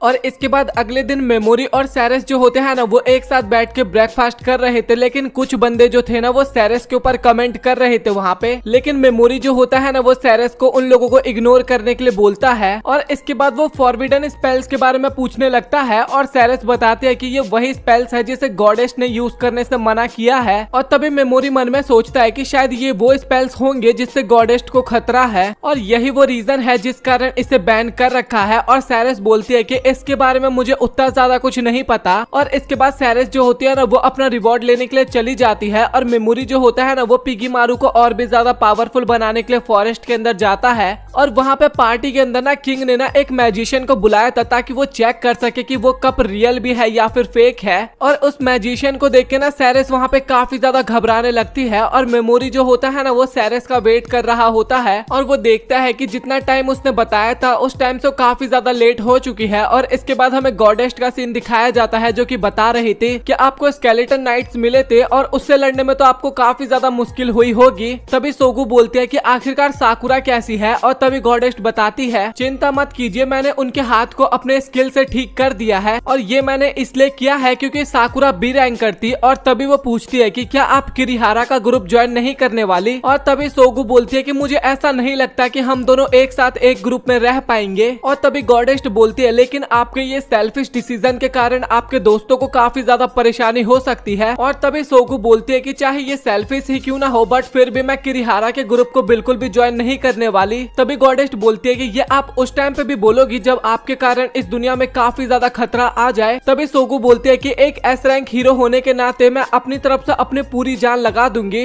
और इसके बाद गॉडेस बताने लगती है तो फिर ठीक है, आप उनके साथ रहोगी जो कि ट्रायल्स को पास नहीं कर पाए थे और आप जैसी एस रैंक हंटर अगर उन्हें ट्रेनिंग देंगे तो वो भी काफी जल्दी पावरफुल बन जाएंगे। और सच में भाई ये गॉडेस काफी ज्यादा मीन है। और तभी सोगू बोलती है कि लेकिन हमने तो डील करी थी ना कि उनकी जगह मैं लड़ने वाली हूँ। और तभी गॉडेस बोलती है कि मुझे किंग की तरफ से ऑर्डर आए हैं कि जो लड़ नहीं सकता मुझे उन्हें मार देना है। और मैंने बोला था ना इस वर्ल्ड की ना मेन विलन मुझे यही लगती है भाई, बहुत ही ज्यादा इविल है ये। और तभी सोगू बोलती है कि अगर मैंने उन्हें ट्रेन करने से मना कर दिया तो इसका मतलब आप उन्हें मार डालोगी। और इसके बाद सोगू उस काम को करने के लिए एकदम रेडी हो जाती है। और तभी गॉडेस बोलती है कि ठीक है तो फिर मैं आपको इसकी इन्फॉर्मेशन दे दूंगी और साथ ही वो लोग आपके लिए काफी ज्यादा प्रॉब्लम भी खड़ी कर सकते हैं। और इसके बाद वो वहां से चली जाती है। और इसके बाद हमें मेमोरी दिखाया जाता है जो कि अभी तक सैरस का वेट कर रहा था और वो सोचता है कि मैंने शायद सैरस के कैरेक्टर को पहचानने में थोड़ी गलती कर दी या फिर वो किसी प्रॉब्लम में आ चुकी है। और तभी मेमोरी पिगी मारू से पूछता है कि तुम्हें क्या लगता है, अगर तुम्हें लगता है कि वो जानबूझ के गायब हो गई है तो 2 बार जंप करना और ऐसा नहीं है तो 1 बार जंप करना। और इसके बाद पिगी मारू जो होता है ना वो वहाँ पे 1 बार जंप करता है। और इसके बाद मेमोरी और पिगी मारू सैरस को ढूंढने के लिए निकल जाते हैं और रास्ते में उसे पता लगता है कि सैरस की रियलिटी के बारे में ना सभी को पता चल चुका था और वो इन सभी से बचने के लिए ना फॉरेस्ट के अंदर भाग गई है। और तभी मेमोरी देखता है कि सैरस को पकड़ने के लिए ना वहाँ पे ब्लैक ड्रैगन नाइट भी आ चुके थे। और इसके बाद फाइनली वो लोग सैरस को ढूंढ लेते हैं और इसके बाद उसके ऊपर अटैक भी करने लगते हैं। और सैरस भी अपनी पावर की मदद से ना एक ड्रैगन को वहाँ पे नीचे गिरा देती है। और इसके बाद बाकी के 2 ड्रैगन्स भी उसके ऊपर अटैक करते हैं, लेकिन सैरस उन दोनों को भी वहाँ पे नीचे गिरा देती है। और वो बताती है कि मैं अभी इस टाइम पे अपने आप को चेंज नहीं कर सकती क्योंकि उसके पास उतनी पावर नहीं होती। और साथ ही सोचती है कि ये लो रैंकर्स इतने ज्यादा पावरफुल है तो सोचो हाई रैंकर नाइट्स कितने ज्यादा पावरफुल होंगे।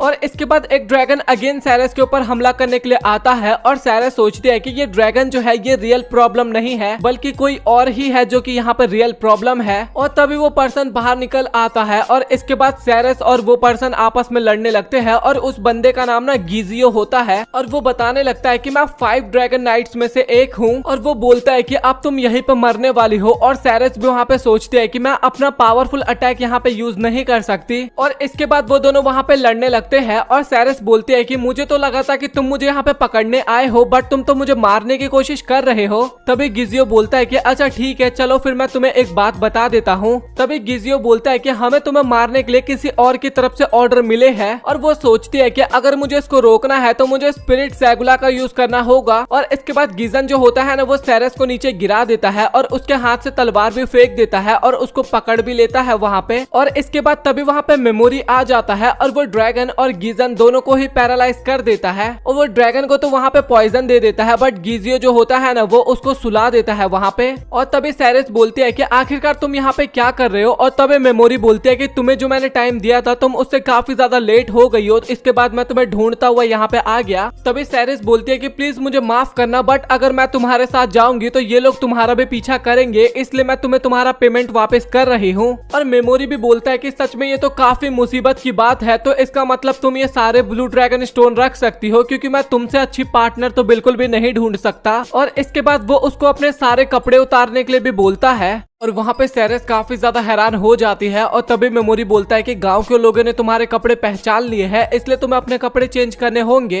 और सेरेस बोलते हैं कि एक बात मेरी सुनिए, मैं आपके साथ कहीं भी नहीं जाने वाली। तभी मेमोरी बोलता है कि मेरे पास आइडिया है, हम लोग फॉरबिडन बीच से बात करके तुम्हें छुपाने की बात करेंगे और इसके लिए हमें गोल्डन डीमन जोन जाना होगा। तो जल्दी बताओ, क्या हम अपने कॉन्ट्रैक्ट को कंटिन्यू करेंगे या फिर नहीं। और तभी सेरेस बोलते हैं कि आप मेरी इतनी ज्यादा मदद क्यों करना चाहते हो। और तभी मेमोरी बताता है क्योंकि तुम्हारा ओरा जो है वो बिल्कुल मेरी आंट की तरह है, और अगर मैं तुम्हें यहाँ पे छोड़ के चला गया तो मैं अपनी आंट को अपना शकल नहीं दिखा पाऊंगा, मुझे काफी ज्यादा बुरा लगेगा। और सेरेस भी बोलती है कि आप सच में काफी ज्यादा अच्छे हो। और इसके बाद वो ड्रैगन वहीं पे मारा जाता है। और इसके बाद मेमोरी जो होता है वो गीजो से ना स्लीप को हटा देता है और उससे बोलता है कि अगर तुम सच सच मेरे क्वेश्चन का आंसर दोगे तो मैं तुम्हें छोड़ दूंगा। और गीजो भी बोलता है कि तुम ब्लैक नाइट से पंगा लेके काफी बड़ी गलती कर रहे हो। और तभी गीजो बोलता है कि अच्छा ठीक है, तो मैं तुम्हें खुद ही बताना चाहूंगा, क्योंकि जैसे ही तुम्हें रियलिटी के बारे में पता लगेगा तो मैं तुम्हारा फेस देखना चाहता हूँ एक बार। और वहाँ पे गीजो कुछ बताने वाला होता है, लेकिन तभी उसको कोई मार देता है। और इसके बाद जब मेमोरी ऊपर देखता है ना, तो मेमोरी भी काफी ज्यादा हैरान हो जाता है और बोलता है कि ये लोग मेरे रेंज से काफी ज्यादा बाहर है और ये बंदा सच में काफी ज्यादा खतरनाक लग रहा है। और इसके बाद वो व्हाइट वाला बंदा बोलता है कि मेरा नाम शिवेट है और मुझे इस दुनिया में सबसे ज्यादा पावरफुल नाइट्स भी बोला जाता है।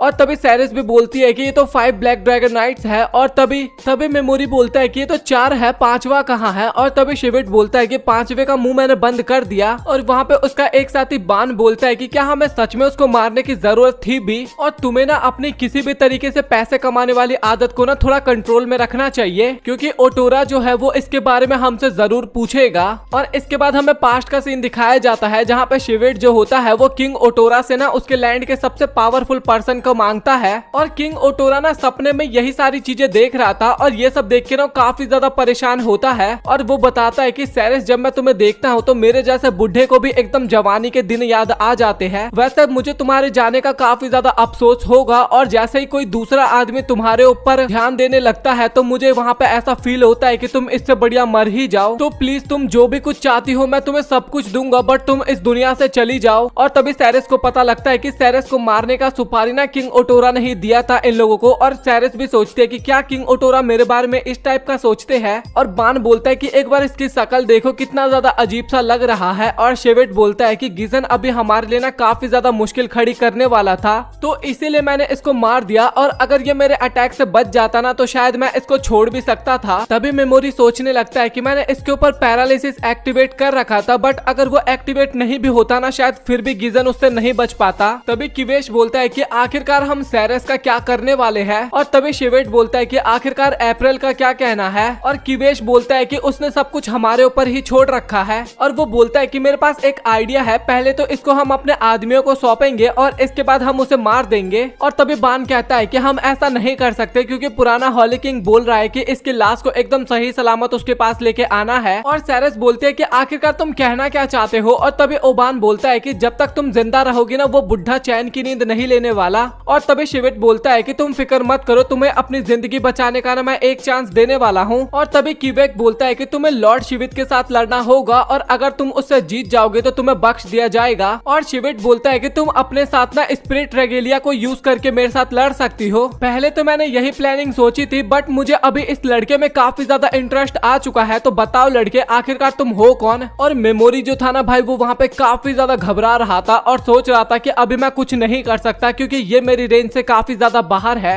और शिवित सच में काफी ज्यादा पावरफुल लग रहा है। और वो बोलता है कि आखिरकार तुम इस तरीके से मुस्कुरा क्यों रहे हो। और मेमोरी भी सोचता है कि भाई पता नहीं मेरी क्या बीमारी है, मैं मुसीबत के टाइम पे हर वक्त पे मुस्कुराने लगता हूँ। और मेमोरी बोलता है कि चलो फिर कुछ बात करते हैं। और इसके बाद शिवित बोलता है कि बट तुम मुझे अपना नाम बताओ। और वहाँ पे मेमोरी ना अपना गलत नाम बताता है। और शिवित भी बोलता है कि अच्छा तो तुम मुझे अपना रियल नाम नहीं बताना चाहते क्या, और लगता है कि शायद तुम्हारी कोई प्रॉब्लम होगी। और तभी किवेक बोलता है कि आप इसमें इतना ज्यादा इंटरेस्ट क्यों जता रहे हैं। और शिवित भी बोलता है कि क्या तुम्हें ये अजीब नहीं लग रहा कि ये 5 ड्रैगन नाइट के सामने खड़ा है, लेकिन उसके बाद भी ये बिल्कुल भी डर नहीं रहा और मुझे पता है कि ये किसी मौके का वेट कर रहा है और इसको भी पता है कि अगर ये कुछ भी गलत कदम उठाएगा तो शायद मैं इसको मार दूं। लेकिन इसके बाद भी ये मुस्कुरा रहा है और मुझसे बात करना चाहता है और मेमोरी भी सोचता है कि भाई जो भी मेरी प्लानिंग है ये तो अपने सोच से ही पता कर ले रहा है। और मेमोरी भी सोचता है कि मुझे यहाँ पे कोई भी जल्दबाजी नहीं करनी, क्योंकि अगर मैंने थोड़ी सी भी गलती की और यहाँ पे पूरा खेल खत्म हो जाएगा। तभी मेमोरी बोलता है कि क्या तुम ऐसे बंदे को ढूंढ रहे जो कि लड़ाई में तुम्हें पूरी तरीके से सेटिस्फाई कर सके। और वहाँ पे शिवित हाँ बोलता है और तभी मेमोरी बोलता है अगर ऐसी बात है तो तुम्हारे पास तो यहाँ पे काफी सारे अपोनेंट्स मिल जाएंगे, जैसे कि एलियन की गॉडेस्ट को ही ले लो। और तभी शिवित बताने लगता है कि हमारे रिलेशन एलियन के साथ काफी बढ़िया है तो हम उनके ऊपर अटैक नहीं कर सकते, बट मैं गॉडेस्ट के द्वारा दूसरी दुनिया से लाए गए हीरो से लड़ने के लिए काफी ज्यादा एक्साइटेड हूँ, क्योंकि वो धीरे धीरे काफी ज्यादा लेवल अप कर रहे हैं और मुझे पूरा भरोसा है कि जब वो लोग ताकतवर हो जाएंगे ना तो वो शायद मेरे साथ लड़ सकते हैं। और इसके बाद शिवित बोलता है कि अब मुझे तुम्हारे साथ लड़ने में कोई इंटरेस्ट नहीं है सेरेस, तो चुपचाप मुझे अपना सर दे दो ताकि मैं निया के प्रिंसेस कैटेलिया के सामने उसको पेश कर सकूं।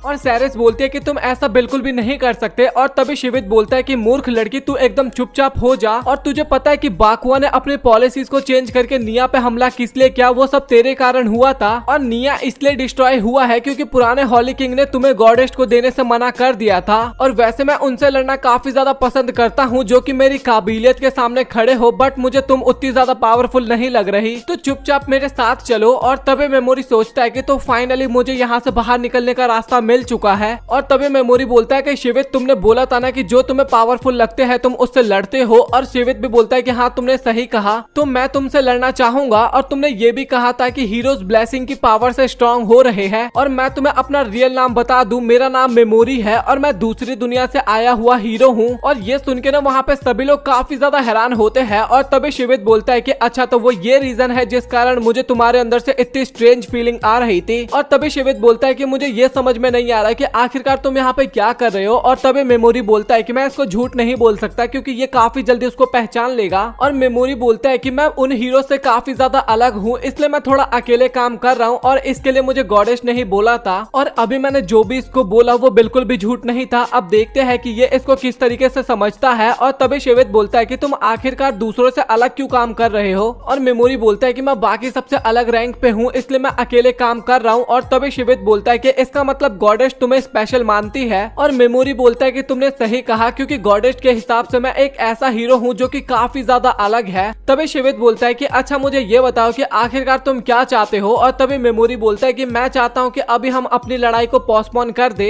और तभी शिवित बोलता है कि इसका मतलब मैं तुम्हें यहाँ से जाने दूं, बट इसमें मेरा क्या फायदा होने वाला। और तभी मेमोरी बोलता है कि मैं काफी जल्दी काफी पावरफुल बन जाऊंगा और उसके बाद मैं तुम्हें मार दूंगा और मैं इतना ज्यादा ताकतवर बनूंगा कि मेरे सामने गॉडेस्ट भी कुछ नहीं होगी। और तभी शिवित बोलता है कि अच्छा मुझे ये बताओ कि आखिरकार तुम ताकतवर कैसे बनोगे। और अभी मैं गोल्डन डीमन जोन जा रहा हूँ और गॉडेस ने कहा था कि मैं दूसरे हीरो से काफी अलग काम करने वाला हूँ, इसीलिए उसने मुझे आजाद छोड़ दिया है। और ये बात भी एकदम सच है क्योंकि गॉडेस ने कहा था कि अगर मैं पुराने खंडर से बाहर निकल पाया तो मैं एकदम आजाद हो जाऊंगा और एक दिन मैं गॉडेस के पास जरूर वापस जाऊंगा और मैं अपना बदला जरूर लेके रहूंगा। और तभी शिवित बोलता है कि अच्छा ठीक है, तो फिर मैं भी देखना चाहूंगा कि तुम किस तरीके से और भी ज्यादा पावरफुल बनते हो और इसके बाद हम आखिरी सांस तक लड़ते रहेंगे। और मेमोरी भी बोलता है कि तुमने सही कहा और मैं एक दिन तुमसे जरूर लड़ूंगा। और सच बताऊं तो तुमने मुझे काफी ज्यादा इम्प्रेस किया, तो मैं तुम्हें यहाँ से जाने दूंगा, बट हम सेरेस को तो यहाँ पे मार देते हैं। तभी मेमोरी बोलता है कि तुम ऐसा नहीं कर सकते क्योंकि मुझे गोल्डन डीमन जोन जाने के लिए सेरेस की जरूरत है। और तभी शिवित बोलता है कि क्या तुम गॉडेस के बिना परमिशन के सेरेस को अपने साथ लेके जाना चाहते हो। और तभी मेमोरी बोलता है कि इससे मुझे कोई फर्क नहीं पड़ता, बस मैं सेरेस का यूज करना चाहता हूँ। तो काफी ज्यादा एक्साइटेड होते हुए शिवित बोलता है कि तो फिर ठीक है मेमोरी, मैं सेरेस की भी जान बख्श देता हूँ। और ओबियान बोलता है कि आखिरकार ये क्या बात कर रहे हो मास्टर भाई, हम तो यहाँ पे किसी और काम के लिए आए थे और आप तो कुछ और ही करने लगे। और शिवित भी बोलता है कि मेमोरी ने कहा है कि उसको ताकत इकट्ठा करने के लिए उस लड़की की जरूरत है, तो मेरी और मेमोरी की लड़ाई के बाद हम उस लड़की को भी मार देंगे। तभी ओबान बोलता है कि अगर ये छिप गई तो हम क्या करेंगे। और शिवित काफी गुस्से में बोलता है कि तुम मेरे बीच में मत बोलो, नहीं तो मैं तुम्हें भी खत्म कर दूंगा। और शिवित बोलता है कि सच में मेमोरी, मुझे तुमसे मिलके काफी ज्यादा अच्छा लगा और मैं चाहता हूँ कि जब मैं अगली बार तुमसे मिलूं तो तुम और भी काफी ज्यादा पावरफुल हो उस टाइम पे। और तभी मेमोरी सोचता है कि चलो फिर मैंने इन सभी को अपनी बातों में ले आया और अभी ये लोग मेरे रेंज में है और इनके ऊपर मैं अपनी पैरालाइज स्किल का यूज कर सकता हूँ। और इस चीज का एहसास ना शिवित को भी वहाँ पे हो जाता है, बट वो लोग वहाँ पे कुछ भी नहीं कर पाते। और मेमोरी भी सोचता है कि मुझे उम्मीद थी कि तुम्हें इस चीज का एहसास हो जाएगा और मुझे माफ करना है क्योंकि मैं इतने टाइम तक तुम लोगों के साथ इन्वॉल्व नहीं हो सकता और ये कोई अच्छी कहानी नहीं है और ये मेरे रिवेंज की कहानी है और ब्लैक ड्रैगन नाइट्स इस टाइम पे मेरे लिए काफी बड़ा रिस्क है, तो इसीलिए मैं तुम लोगों को अभी यहाँ पे मार रहा हूँ। और शिवित बोलता है कि भाई तू पागल वागल है क्या, तू करना क्या चाहता है इस टाइम पे। और इसके बाद मेमोरी ना वहाँ पे उन सभी के ऊपर पॉइजन का यूज करता है और वहाँ पे सभी लोग मरने लग जाते हैं, लेकिन शिवित जो होता है भाई वो अभी भी खड़ा होने की कोशिश करता है और मेमोरी भी सोचता है कि भाई सच में ये काफी ज्यादा पावरफुल बंदा है, ये दूसरी बार हो रहा है कि कोई पैरालाइज यूज होने के बाद भी उठने की कोशिश कर रहा है, मतलब कि शिवित सच में काफी ज्यादा पावरफुल था यहाँ पे। और इसके बाद शिवित जो होता है ना वो मेमोरी के ऊपर अटैक करने वाला होता है, बट उसके ऊपर पॉइजन काफी ज्यादा हावी हो गया था, इस कारण वो वहाँ पे कुछ भी नहीं कर पाता। और मेमोरी भी सोचता है कि ऐसा पहली बार हो रहा है कि पैरालाइज और पॉइजन दोनों होने के बाद भी कोई इस तरीके से मूव कर पा रहा है। और तभी वहाँ पे ना एक बंदा फट जाता है और इसके बाद वहाँ पे ब्लैक ड्रैगन नाइट्स के ना काफी सारे साथी आ जाते हैं और तभी सेरेस बोलते हैं कि आखिरकार अब हम यहाँ पे क्या करने वाले हैं। और मेमोरी बोलता है कि मैं यहाँ पे वेट करूंगा और देखूंगा कि 5 ड्रैगन नाइट्स मर जाए और अगर तुम्हें यहाँ से भागना है तो तुम यहाँ से भाग सकती हो। और सेरेस बोलते हैं कि मैं आपके साथ यहीं पे रुकने वाली हूँ क्योंकि मैं आपके स्क्वाड की मेंबर हूँ और इसके बदले मैं आपके ब्लू स्टोन्स को रखने वाली हूँ। और शिविट जो होता है ना वो अपने साथियों को ना मेमोरी के पास आने से मना करता है और दूर से ही उसको मारने के लिए बोलता है। और इसके बाद मेमोरी जो होता है ना वो पिगी मारू के साथ मिलकर अपनी नई एबिलिटी को यूज करता है। और इस एबिलिटी में ना 2 प्रॉब्लम थी, एक तो ये एक्टिवेट होने में काफी ज्यादा टाइम लगता है और जब ये एक्टिवेट हो जाता है ना तो ये ना मेमोरी की पावर्स को ना काफी ज्यादा खींचने लगता है, मतलब कि काफी ज्यादा पावर्स यूज करने लगता है। तो इसका मतलब ये था कि जो नई पावर मेमोरी को मिला था ना उस पोशन की मदद से वो ना कुछ टाइम तक ही यूज कर सकता था। और इसके बाद मेमोरी जो होता है ना वो पिगी मारू के ना काफी सारे टेंटिकल्स बना लेता है और उन सभी को ना ब्लैक ड्रैगन नाइट्स के ऊपर छोड़ देता है। और इसके बाद ना वो उन सब के ऊपर अपने स्किल्स का यूज करता है पैरालिसिस का और उन सभी को पैरालाइज करके नीचे गिरा देता है। और इसके बाद ना उसका लेवल अप हो जाता है और इसके बाद उसको 3 नई स्किल्स मिलती है जहाँ पे वो अपने पहले स्किल्स का यूज करता है और वो सोचता है कि इस स्किल की मदद से ना मैं लोगों को और भी जल्दी मार सकता हूँ। और इसके बाद वो दूसरे स्किल को भी देखता है और वहाँ पे ड्रैगन्स मरना स्टार्ट हो जाते हैं और जैसे जैसे ड्रैगन मरते जाता है ना वैसे वैसे मेमोरी का लेवल अप होते रहता है। और वहाँ पे शिवित अभी तक जिंदा होता है और मेमोरी सोचता है कि शिवित सच में काफी ज्यादा खतरनाक है और आखिरकार ये खाता किस चक्की का आटा है भाई। और शिवित पूछता है कि भाई तू आखिरकार है क्या और तेरे पास ये कैसी पावर है। और मेमोरी बताता है कि मैं कोई हीरो नहीं हूँ और मुझे इस दुनिया को बचाने में कोई भी इंटरेस्ट नहीं है, मैं तो बस यहाँ पे अपना बदला लेने आया हूँ। और इसके बाद शिवित वहाँ पे मारा जाता है और उसके मरने के बाद मेमोरी बोलता है कि अब कोई भी सेरेस के बारे में नहीं जानना चाहेगा। और सेरेस भी वहाँ पे मेमोरी का शुक्रिया बोलती है और मेमोरी बोलता है कि मुझे तुम्हें शुक्रिया बोलना चाहिए क्योंकि तुम यहाँ पे मेरे साथ रुक गई। और सेरेस भी बोलती है कि मैं आपको बिल्कुल भी मरने नहीं दूंगी क्योंकि अगर आपको यहाँ पे कुछ हो जाएगा तो मुझे कौन बचाएगा। बट अभी प्रॉब्लम खत्म नहीं हुई, यहाँ पे अभी एक पर्सन बाकी है जिसे हीरो किलर बोलते हैं और ये शिवित से भी कई ज्यादा पावरफुल बनने वाला है फ्यूचर में और अभी वो हमें काफी पागलों की तरह ढूंढने वाला है हमसे बदला लेने के लिए। तभी मेमोरी बोलता है कि जिन ड्रैगन के ऊपर ये चारों बैठ के उड़ रहे थे वो बाकी ड्रैगन्स के मुकाबले काफी ज्यादा बड़े थे ना। और सेरेस भी बोलते हैं कि आपने बिल्कुल सही कहा ये बात, तो इसका मतलब ये है कि मैंने हीरो किलर को भी मार दिया। और सेरेस बोलते हैं कि क्या आपने उनको भी काफी इजीली मार दिया। और ये सुन के ना वहाँ पे सेरेस काफी ज्यादा हैरान होती है और मेमोरी के क्लास के जो बंदे होते हैं ना वो अपने पावर को बढ़ाने के लिए खंडर के बाहर खड़े होते हैं। और सोगो सोच रही होती है कि मैंने अभी तक अपनी यूनिक स्किल को इस्तेमाल करना नहीं सीखा है। और तभी वहाँ पे एक और लड़की आती है और वो बताती है कि मैं यहाँ पे गॉडेस विक्सिस की तरफ से आई हूँ और वो अभी कुछ दिन तक बिजी रहने वाली है, तो उनकी जगह मैं आपके ऊपर नजर रखने वाली हूँ। और ओयामाडा बोलता है कि तुम ये क्या बोल रही हो, क्या तुम पावरफुल हो भी या फिर नहीं। और तभी वो लड़की बोलती है कि अगर आपको ये चेक करना है तो आप मेरे को एक बार परख लो। और इसके बाद ना वो ओयामाडा को एक ही बार में बेहोश कर देती है और ये देख के सोगो भी वहाँ पे काफी ज्यादा हैरान होती है। और इसके बाद नया तान बोलती है कि अच्छा तो मेरा इंट्रोडक्शन के लिए इतना काफी रहेगा और अभी हम लोग कैपिटल में वापस जा रहे हैं और अब तुम लोग न्यू फेस में एंटर करने के लिए एकदम रेडी हो। और इसके बाद मेमोरी जो होता है ना वो सेरेस को अपनी और गॉडेस्ट की ना दुश्मनी के बारे में बताता है और वो बोलता है कि मैं उनसे बदला लेना चाहता हूँ और मेरे रास्ते में चाहे कोई भी आए मैं उन सभी को खत्म कर देने वाला हूँ। और सेरेस भी बोलती है कि आजकल मुझे भी वो लोग बिल्कुल भी पसंद नहीं आते, तो तुम मेरी पावर को ना अपने बदले के तौर पे इस्तेमाल कर सकते हो।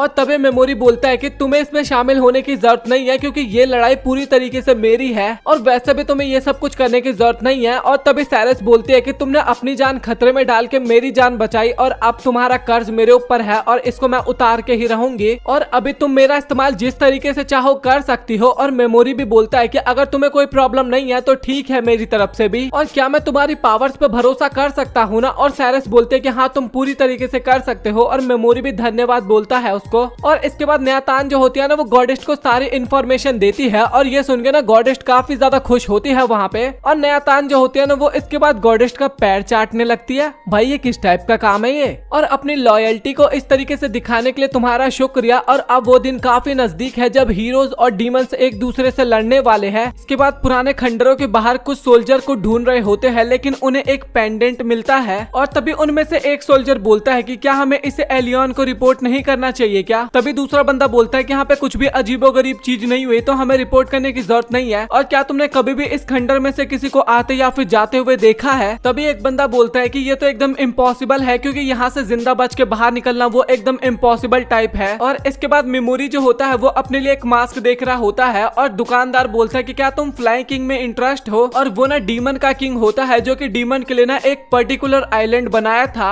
और उन लोगों से लड़ा था जिन्होंने उनका विरोध किया या फिर जो उन पे हमला करने के लिए आते थे। और इसके बाद उन्हें बाहर निकाल दिया गया था क्योंकि ऐसा कहा जाता है कि वो बुराई से दूर हो गए और उसके जितने भी साथी थे वो सभी मारे गए। तभी साइरस दिखाई जाती है जो कि सोच रही होती है कि मैं मेमोरी के रास्ते का कांटा नहीं बनने वाली, इसलिए मैं उसके स्वॉर्ड ही बनूंगी। और इसके बाद मेमोरी सोच रहा होता है कि मैं हीरो तो बिल्कुल भी नहीं हूँ और डेविल मुझ पे सूट करता है और गॉडेस विक्सियस मैं तुम्हें जरूर हराऊंगा और तुम मुझे तो बिल्कुल भी इग्नोर नहीं कर सकती। और इसके बाद हमें मैग्नार किंगडम में ना मीटिंग दिखाई जाती है जहाँ पे उसका किंग बोल रहा होता है कि मैंने सुना है कि 5 ड्रैगन नाइट्स मारे गए हैं और ये तो एकदम इम्पॉसिबल है और मुझे तो यकीन ही नहीं था कि उन्हें कोई हरा भी सकता है। और तभी दूसरा किंग बोलता है कि मैंने उनकी बॉडी चेक की थी और सच में वो मारे गए हैं। और तभी गॉडेस्ट बताने लगती है कि 5 ड्रैगन नाइट्स जो थे ना वो साइरस के पीछे पड़े हुए थे। तभी एक और क्वीन बोलती है कि वो तो निया किंगडम की पुरानी होली नाइट थी ना। और तभी एक किंग बोलता है कि जहाँ पे लड़ाई हो रही थी वहाँ पे खून से सने हुए कपड़े मिले थे तो क्या पता ये साइरस का हो सकता है। और वहाँ पे काफी ज्यादा ब्लड गिरा हुआ था, इससे तो पता लगता है कि वो मारी जा चुकी होगी। और निया किंगडम का जो किंग था वो लास्ट नाइट ही मारा गया है और ऐसा कहा जा रहा है कि उसके मरने से पहले उसका दिमाग ना पूरी तरीके से खराब हो गया था। और तभी सिग्मस बोलता है कि मैं ऐसे किंग के बारे में तो बिल्कुल भी नहीं चुनना चाहता जो कि लड़ाई से पहले ही हार मान गया हो और अपना किंगडम किसी और को सौंप दिया हो। तभी गॉडेस्ट बोलते हैं कि 5 ड्रैगन नाइट्स जो थे वो डीमन के खिलाफ सबसे बड़े हथियार थे, बट अब वो नहीं रहे तो काफी बड़ी समस्या की बात है और अब दूसरी दुनिया से आए हुए हीरो ही हमारे मेन हथियार है। तभी एक और किंग बोलता है कि लगता है कि अब डीमन के आने के कारण एलियन को काफी ज्यादा फायदा होने वाला है। डीमन किंग के आने के कारण जब ग्रेट डीमन आएगा तो सभी किंगडम को ना एलियन से ही मदद लेना पड़ेगा। और गॉडेस्ट बोलते हैं कि आपने ये सही कहा क्योंकि और कोई ऑप्शन भी नहीं है हमारे पास। और तभी सिग्मस बोलता है कि क्या तुम्हें लग रहा है कि साइरस ने उस 5 ड्रैगन नाइट्स को हरा दिया होगा अकेले। और तभी सिग्मस के पास ना कोई न्यूज लेके आता है और तभी सिग्मस बताता है कि एक ग्रुप बता रहा है कि उसी ने ब्लैक ड्रैगन नाइट्स को मारा है और उस ग्रुप का नाम आसीटो है और वो ग्रुप ऑफ सोर्सरस है और वो अभी इस टाइम पे ऊजा में है। और इसके बाद साइरस बताने लगते हैं कि अगर हम इसी तरीके से नॉर्थ की तरफ बढ़ते रहे तो हम जल्दी ही गोल्डन डीमन जोन पहुंच जाएंगे और ये आपके लिए काफी ज्यादा फायदेमंद होगा। और इसके बाद वहाँ पे उन्हें एक अरीना दिखाई देता है और मेमोरी उसके बारे में पूछता है और तभी साइरस बताने लगती है यहाँ पे जो सोर्सरस होते हैं वो एक दूसरे से लड़ते हैं और जो जीतता है ना उसको इनाम मिलता है। और अभी ये फिलहाल काफी ज्यादा पॉपुलर हो चुका है ये जगह। और इसके बाद मेमोरी जो होता है वहाँ पे एक रूम बुक करता है और काफी ज्यादा इन्फॉर्मेशन कलेक्ट करने के लिए ना एक रेस्टोरेंट के अंदर भी जाते हैं और वहाँ पे सभी लोग ना 5 ड्रैगन नाइट्स के मरने की ही खबर की बात कर रहे थे और वहाँ पे साइरस के ऊपर इल्जाम लगाया जा रहा था। लेकिन कुछ लोग वहाँ पे मना करते हुए आशिटो ग्रुप के बारे में भी बात कर रहे थे। और इसके बाद मेमोरी साइरस से पूछता है आशिटो ग्रुप के बारे में और साइरस बताती है कि वो ग्रुप अभी काफी ज्यादा फेमस हो रहा है और ऐसा माना जाता है कि वो कर्स एनर्जी की पूजा करते हैं। और तभी वहाँ पे आशिटो ग्रुप के कुछ बंदे आ जाते हैं और मेमोरी बोलता है कि ये देखने में इतने ज्यादा भी खतरनाक नहीं लग रहे बट इन्हें क्रेडिट चाहिए तो बढ़िया ही है हमारे लिए वो तो। और इसके बाद ना कुछ बंदे आपस में बात कर रहे थे कि क्या सच में ये लोग कर्स करके किसी को मार सकते हैं और झूठ बोल सकता है, अब उसमें पूरी सच्चाई तो हमें नहीं पता। और तभी दूसरा बंदा बोलता है, मतलब कि नाइट की बात कर रहे थे, और तभी दूसरा बंदा बोलता है कि क्या पता, अब ये तो अपनी बड़ाई करेगा ही कि केवल कुछ ही बंदे हैं जो कि 5 ड्रैगन नाइट्स को आसानी से हरा सकते हैं। तो क्या तुम ड्रैगन किलर लियोपार्डकिन ब्लड फाइटर की बात कर रहे हो और तुम फॉरबिडन विच को भी इसमें ऐड कर सकते हो? और सच बताओ तो मैंने उसको 10 साल से देखा भी नहीं है। और तभी दूसरा बंदा बोलता है कि लेकिन एक पर्सन है जिसने उसको देखा है। और इसके बाद मेमोरी जो होता है वो उनके पास चला जाता है और उनके लिए खाना और ड्रिंक्स ऑर्डर करता है। इस कारण वो बंदे ना और भी इन्फॉर्मेशन मेमोरी के साथ शेयर करने के लिए तैयार हो गए थे। और तभी मेमोरी पूछने लगता है कि आखिरकार किसने फॉरबिडन विच को देखा है। और तभी वहाँ पे कोई आता है और वो बंदा बोलता है कि तुम सच में काफी ज्यादा लकी हो, क्योंकि इसका नाम ईवी स्पीड है और तुम इससे पूछ सकते हो उसके बारे में। और इसके बाद मेमोरी जो होता है ना वो उससे मिलने के लिए जाता है और ईव बोलती है कि आखिरकार तुम यहाँ पे क्यों आए हो। और मुझे तो ऐसा बिल्कुल भी फील नहीं हो रहा कि तुम मुझसे कुछ ब्लड फाइटर के तौर पे पूछने वाले हो। और तभी मेमोरी बोलता है कि तुमने सही कहा और मैं तुमसे पूछना चाहता हूँ कि क्या तुमने फॉरबिडन विच को देखा है। और तभी स्पीड बताने लगती है कि तुम भी अफवाहों पे यकीन कर लिया। हाँ मुझे पता है कि मैं गोल्डन डीमन जोन गई थी, बट मैं उससे आज तक कभी भी नहीं मिली। और आखिरकार तुम ये मुझसे क्यों पूछना चाहते हो। और तभी मेमोरी बोलता है कि बस ऐसा ही, मुझे एक स्कॉलर बनना है और इसके लिए मैंने एक गाइड को भी हायर किया है ताकि वो मुझे वहाँ पे लेके जा सके। और तभी स्पीड बोलते है कि लेकिन वो जगह काफी ज्यादा खतरनाक है और मुझे तो ऐसा फील हो रहा है कि तुम वहाँ पे 3 दिन से ज्यादा जिंदा भी नहीं रह पाओगी और तुम काफी ज्यादा यंग भी हो, तो तुम अपनी जान को ऐसे रिस्क में मत डालो। और तभी मेमोरी बोलता है कि मेरा इतना ज्यादा केयर करने के लिए आपका शुक्रिया। और सैरिस जो होती है वो वहाँ पे उनकी सारी बातें सुन लेती है और इसके बाद वो मेमोरी को बताती है कि उसने तुमसे झूठ कहा था। और तभी मेमोरी सोचता है कि इसका मतलब उसको पता है कि फॉरबिडन विच कहाँ पे है।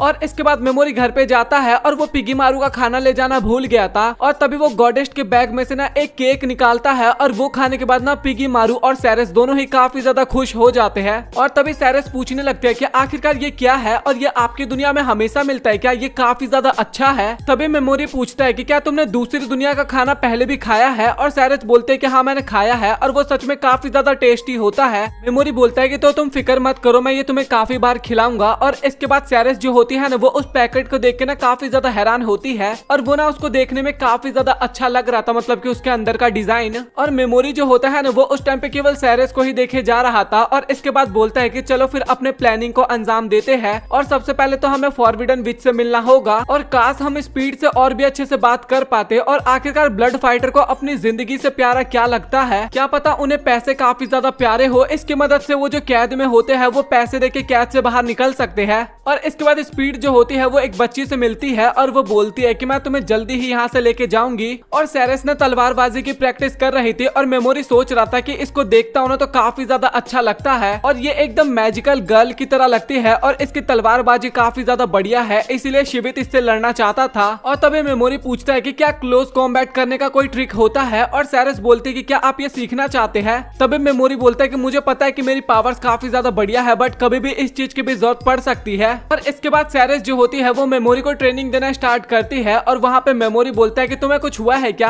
और सैरिस बताती है कि मैं अपने होली नाइट्स को ना इसी तरीके से ट्रेनिंग दिया करती थी, इसलिए मुझे वो दिन याद आने लगे। और इसके बाद सैरिस जो होती है ना वो सेल्फ डिफेंस करना सिखा रही होती है, जहाँ पे मेमोरी उसको पंच मारता है और सैरिस उसका हाथ पकड़ के पीछे मरोड़ देती है और बोलती है कि इस तरीके से ना आपको तलवार की भी जरूरत नहीं पड़ेगी डिफेंस करने के लिए और आप इस चीज का यूज तब कर सकते हो जब आपको अपने अपोनेंट को ज्यादा दर्द ना पहुंचाना हो। और इसके बाद तभी वो फील करते हैं कि वो दोनों कुछ ज्यादा ही क्लोज आ गए हैं। और तभी सैरिस पीछे हट जाती है और वो माफी मांगती है। और तभी मेमोरी बोलता है कि क्या तुम्हें फिजिकल टच से कोई प्रॉब्लम है, अगर कोई प्रॉब्लम है तो बस तुम मुझे फॉर्म सिखा दो। और सैरिस बोलती है कि क्या इससे आपका काम चल जाएगा। और मेमोरी बोलता है कि हाँ मेरा काम चल जाएगा। और इसके बाद सैरिस जो होती है ना वो कपड़े धो रही होती है और वो मेमोरी के कपड़े को ना स्मेल कर रही थी और वो बोल रही होती है कि पता नहीं क्यों मुझे कुछ अजीब सा फील हो रहा है, बट मुझे इस तरीके की फीलिंग्स को अपने दिल में नहीं रखना चाहिए। और तभी वहाँ पे मेमोरी भी आ जाता है और तभी सैरिस बोलते हैं कि आप यहाँ पे किस लिए आए हो। और तभी मेमोरी बोलता है कि मुझे मेरे कपड़े नहीं मिल रहे थे। और तभी सैरिस बोलने लगते हैं कि मैं यहाँ पे अपने कपड़े धोने आई थी तो मैंने सोचा कि आपके भी कपड़े धो दूं। और तभी मेमोरी बोलते हैं कि क्या तुम मेरे कपड़े भी धो दोगी। और तभी सैरिस बोलते हैं कि हाँ क्यों नहीं। और इसके बाद रात में सैरिस सो रही होती है और मेमोरी बुक पढ़ रहा होता है और इसके बाद वो सैरिस को देखता है और बोलता है कि सच में काफी अच्छी लड़की है और ये मेरा स्वॉर्ड बनने के लिए काफी ज्यादा मेहनत भी कर रही है और अपने काफी सारे इमोशंस को छिपा भी रही है। और तभी सैरिस भी उठ जाती है और वो मेमोरी को बोलती है कि क्या आपको नींद नहीं आ रहा। और मेमोरी बोलता है कि पता नहीं क्यों मुझे नींद नहीं आ रहा। और तभी सैरिस कुछ दवाइयाँ निकालती है, हर्ब्स टाइप आप मान सकते हो, और वो बोलती है कि इसकी मदद से आपको नींद आ जाएगा। तभी मेमोरी जो होता है ना वो कुछ निकालता है और उसको पानी में डालता है और सैरिस जो होती है ना वो अपने हर्ब को उसके अंदर डालती है और वो एक ग्लास में ना थोड़ा ज्यादा डाल दी थी। और तभी सैरिस बोलते हैं कि शायद ये आपको थोड़ा अजीब सा लग सकता है पीने में और आपको पीने के बाद काफी अच्छा लगेगा। और तभी मेमोरी बोलता है कि मुझे तो ऐसा कुछ भी फील नहीं हो रहा। तभी सैरिस शीशी की तरफ देखती है और काफी ज्यादा हैरान होती है। और तभी मेमोरी बोलता है कि क्या तुमने फिर से कुछ गलती कर दी। और वहाँ पे सैरिस काफी ज्यादा माफी मांगने लगती है। और तभी मेमोरी बोलता है कि कोई बात नहीं, चलो मैं रात को पढ़ लूंगा। और मेमोरी का ध्यान ना सैरिस पे से हट ही नहीं रहा था और सैरिस बोलते है कि क्या मैं आपकी कोई हेल्प करवा सकती हूँ। और इसके बाद सैरिस बोलते है कि क्या मैं आपसे एक क्वेश्चन पूछ सकती हूँ। और तभी वो क्वेश्चन पूछती है कि क्या आप अपने इमोशन को छिपा लेते हो। और तभी मेमोरी बोलता है कि अभी मैं अपने इमोशंस को छिपा नहीं रहा, बल्कि मैं अभी अपने अंदर केवल एक ही इमोशन रखा हूँ, जो कि है बदले का इमोशन। और जब तक वो खत्म नहीं हो जाता तब तक मैं और किसी चीज के बारे में नहीं सोच सकता, और ये एक तरीके का मेरे लिए कर्ज है। और तभी सैरिस बोलते हैं कि तो मैं काफी जल्दी ये कर्ज उतारने की कोशिश करूंगी। और इसके बाद सैरिस जो होती है ना, वो अगले दिन काफी सारी इन्फॉर्मेशन स्पीड की लेके आई थी और वो मेमोरी को बता रही होती है। और स्पीड जो थी ना, वो एक स्लेव थी और उसको स्लेव मार्केट से खरीद के लाया गया था। और उसने पहली ही फाइट में काफी कमाल किया था और 3 साल तक उसको किसी ने भी हरा नहीं पाया। और तभी मेमोरी बोलता है कि कल उसका एक फाइनल फाइट है और क्या उसने इतने पैसे कमा लिए कि वो आजाद हो सकती है, और अब हम पैसे के जरिए तो उससे बिल्कुल भी बात नहीं कर पाएंगे। और तभी सैरिस बोलते हैं कि मेरे पास एक और कमाल की इंफॉर्मेशन है, उसने 2 साल पहले ही इतने पैसे इकट्ठे कर लिए थे कि वो आजाद हो सकती है। तभी मेमोरी पूछता है कि तो फिर वो अभी तक यहाँ पे क्यों है। और तभी सैरिस बताती है कि वो एक बच्ची की वजह से है जिसको वो आजाद करवाना चाहती है। और एक और इम्पोर्टेंट बात, काफी बार जो पावरफुल वॉरियर होते हैं ना, वो फाइनल मैच में हमेशा मारे जाते हैं। और मेमोरी सोचता है कि क्या ये इसलिए है क्योंकि अपोनेंट वाला फाइटर और भी ज्यादा ताकतवर है। तभी सैरिस बोलते हैं कि मुझे ऐसा नहीं लगता, क्योंकि जो ओनर है ना, वो फाइटर्स के खिलाफ है एक तरह से। और तभी मेमोरी बोलता है कि अगर ऐसी बात है ना, तो हमें एक रास्ता मिल चुका है।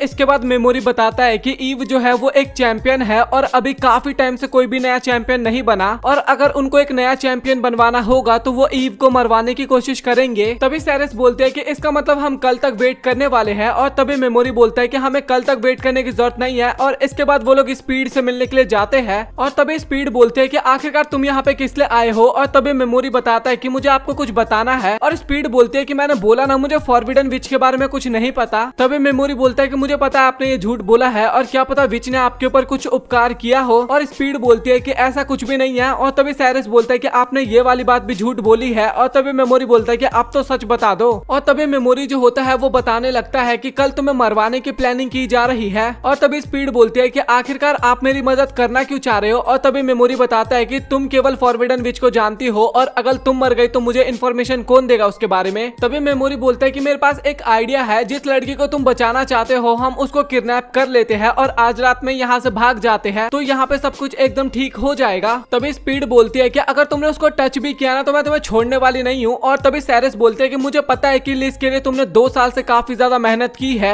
तभी स्पीड बताती है कि मुझे बताने के लिए तुम्हारा शुक्रिया, और हम यहाँ से जा भी नहीं सकते कहीं पे, क्योंकि हम सिस्टम के अगेंस्ट नहीं जा सकते, इससे हमारे पीछे सोल्जर्स पड़ जाएंगे और हमारे ऊपर काफी तगड़ी वाली बाउंटी भी आ सकती है। और ये मेरे ऊपर होता तो मुझे फर्क नहीं पड़ता, पर मैं उस बच्ची को इस मुसीबत में नहीं डाल सकती। और तभी मेमोरी बोलता है कि मेरे पास छिपने की भी एक काफी अच्छी जगह है और वो फॉरबिडन विच का घर है। और तभी स्पीड बोलते हैं कि ये तो एकदम मूर्खता वाली बात है और कोई भी डीमन जोन की गहराइयों तक नहीं जा सकता। और तभी मेमोरी बोलता है कि डीमन जोन का नाम कोई भी इतने कॉन्फिडेंस से ऐसे नहीं ले सकता जब तक वो वहाँ पे नहीं गया हो। मैं तुमसे वादा करता हूँ कि मैं उस लड़की को प्रोटेक्ट करूंगा, बस तुम हमारे साथ चलने के लिए रेडी हो जाओ। तुम्हारे स्वॉर्डमैन को देख के तो ऐसा फील हो रहा है कि चलो वो अच्छा खासा फाइट कर सकती है, बट तुम्हें देख के तो मुझे बिल्कुल भी फील नहीं हो रहा। और तभी मेमोरी बोलता है कि हाँ मुझे पता है, बट मेरे पास काफी ज्यादा मैजिकल पावर्स है और मैंने स्केलेटन किंग को हरा रखा है। और तभी स्पीड बोलते हैं कि स्केलेटन किंग मैं मानती हूँ कि काफी ज्यादा खतरनाक है, बट डीमन जोन में जो मॉन्स्टर होते हैं वो उससे भी काफी ज्यादा खतरनाक होते हैं। चलो फिर मैं तुम्हें एक और कमाल की बात बताता हूँ कि ब्लैक ड्रैगन नाइट्स को मैंने ही हराया है। और तभी स्पीड बोलते हैं कि ये तो एकदम इम्पॉसिबल है। और तभी मेमोरी बोलता है कि इसका मैं तुम्हें कोई प्रूफ तो नहीं दे सकता, बट मैं एक चीज कर सकता हूँ। और इसके बाद वो उसको पैरालाइज कर देता है और बोलता है कि तुम अपने शरीर को ज्यादा मूव मत करना, इससे तुम्हें काफी ज्यादा हर्ट हो सकता है। और मैंने इसी पावर की मदद से शिवित को हराया था। और तभी सैरिस बोलते हैं कि मैं भी तुम्हें एक प्रूफ दिखाती हूँ, इसीलिए वो ब्लैक ड्रैगन नाइट्स मेरा पीछा कर रहे थे। और इसके बाद वो अपना शकल दिखाती है और बोलती है कि मैंने अपने आंखों से उनकी मौत देखी थी। तभी मेमोरी बोलता है कि ये मैं तुम पे छोड़ता हूँ कि तुम्हें मुझ पे भरोसा है या फिर नहीं, बट मैं इतना बताता हूँ कि मेरे पास इतनी ताकत है कि मैं उस लड़की को प्रोटेक्ट कर सकूं। और मेमोरी जो होता है वो पैरालिसिस को हटाता है। और तभी स्पीड बताते हैं कि हाँ तुम्हारे अंदर पावर तो काफी ज्यादा है, लेकिन फिर भी मैं तुम्हारे साथ नहीं जा सकती, क्योंकि मैं हमेशा जीतती आई हूँ और कल भी मुझे जीतना होगा और उस लड़की को आजाद करना होगा। और सबसे मेन बात, मैं तुम पे भरोसा भी नहीं कर सकती। और सैरिस बोलती है कि तुम मेरे मास्टर पे भरोसा कर सकती हो। तभी स्पीड बोलती है कि तुम इससे कुछ दिनों पहले मिली हो और तुम इस पे इतना ज्यादा भरोसा करती हो। मैं ब्लड फाइट स्टार्टिंग से करती आ रही हूँ, मुझे उस पे ज्यादा भरोसा है। तभी मेमोरी बोलता है कि अच्छा तुम ब्लड फाइट पे भरोसा करती हो, बट उस मैनेजमेंट पे भरोसा करती हो। और जैसा कि मैंने सुना है, मुझे इस हिसाब से तो वो काफी ज्यादा इविल लगी है और क्या तुम्हें सच में लगता है कि वो तुम्हें आजादी दे देगा? और तभी स्पीड बोलते हैं कि हाँ मुझे पता है कि वो अच्छा इंसान नहीं है, बट वो अपनी बातों से तो नहीं मुकरेगा, लेकिन मुझे ब्लड फाइट पे पूरी तरीके से यकीन है और मैं कल फाइट करने वाली हूँ। और मुझे तो ये समझ में नहीं आ रहा कि आखिरकार तुम्हें क्यों ब्लड फाइट पे इतना ज्यादा विश्वास है। चलो वो बात छोड़ो, मैंने तुमसे थोड़ी रूडली बात की, उसके लिए प्लीज मुझे माफ करना। और मैं चाहता हूँ कि कल का तुम्हारा फाइट काफी ज्यादा अच्छा जाए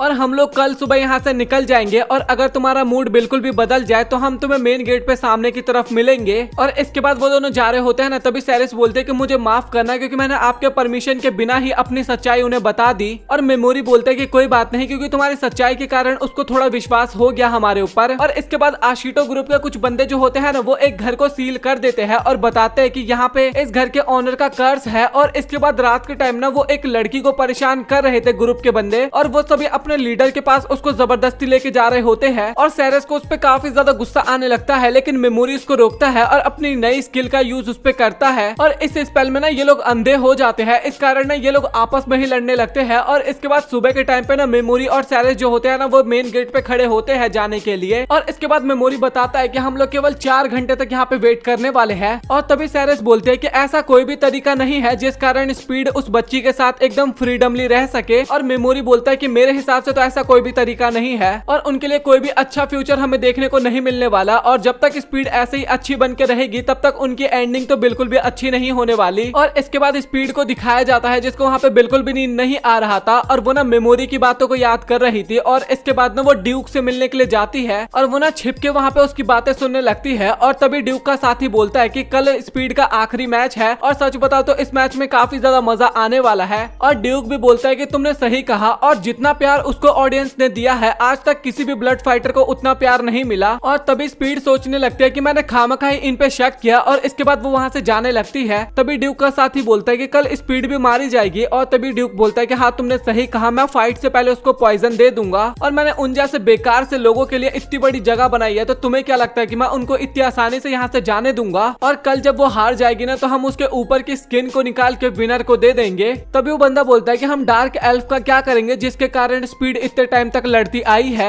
और ड्यूक बोलता है कि मैं उसका देखभाल खुद ही करूंगा, मुझे पता है कि अभी वो बच्ची है लेकिन आगे जाके एक वो बहुत ही सुंदर सी लड़की बनेगी और जब मेरा मन करेगा तो मैं उसको बेच दूंगा। और तभी वो बंदा बोलता है कि आप तो स्पीड के साथ भी इतने टाइम तक रहे थे, तो क्या आपको उससे बिल्कुल भी लगाव नहीं हुआ? और तभी ड्यूक बोलता है कि तुमने उसका शकल देखा है, उससे कौन लगाव करेगा? और स्पीड को ना ये सारी बातें सुन के ना काफी ज्यादा गुस्सा आ रहा होता है और उसको भी मेमोरी की बात पे यकीन हो जाता है और बोलती है कि मुझे उसका मदद लेना ही पड़ेगा। और वो वहाँ से जाने लगती है ना, तभी स्पीड को ना वहाँ पे आशिटो ग्रुप का लीडर मिलता है, इसका नाम मोजितो होता है और वो उसको अगली फाइट के लिए ऑल द बेस्ट बोलते हैं। और तभी आशिटो ग्रुप के कुछ मेंबर ना मोजितो को वहाँ पे एक प्रॉब्लम के बारे में बताते हैं और स्पीड जो होती है ना वो मेमोरी से मिलने के लिए जाती है। और तभी मेमोरी बोलता है कि अगर तुम यहाँ पे आ गई हो तो इसका मतलब तुम हमारे साथ चलने के लिए रेडी हो गई हो, तो क्या हम उस लड़की को भी लेके चलेंगे? और स्पीड बोलते हैं कि हाँ मैं उसको थोड़ी ना यहाँ पे छोड़ सकती हूँ। और इसके बाद वो लोग उस बच्ची को लेने के लिए चले जाते हैं। इसके बाद हमें लिस का सीन दिखाया जाता है, वो जहाँ पे काम कर रही होती है ना, उसका ऑनर ना उसको काफी ज्यादा डांटा करती थी, मतलब की बेइज्जती मारती थी।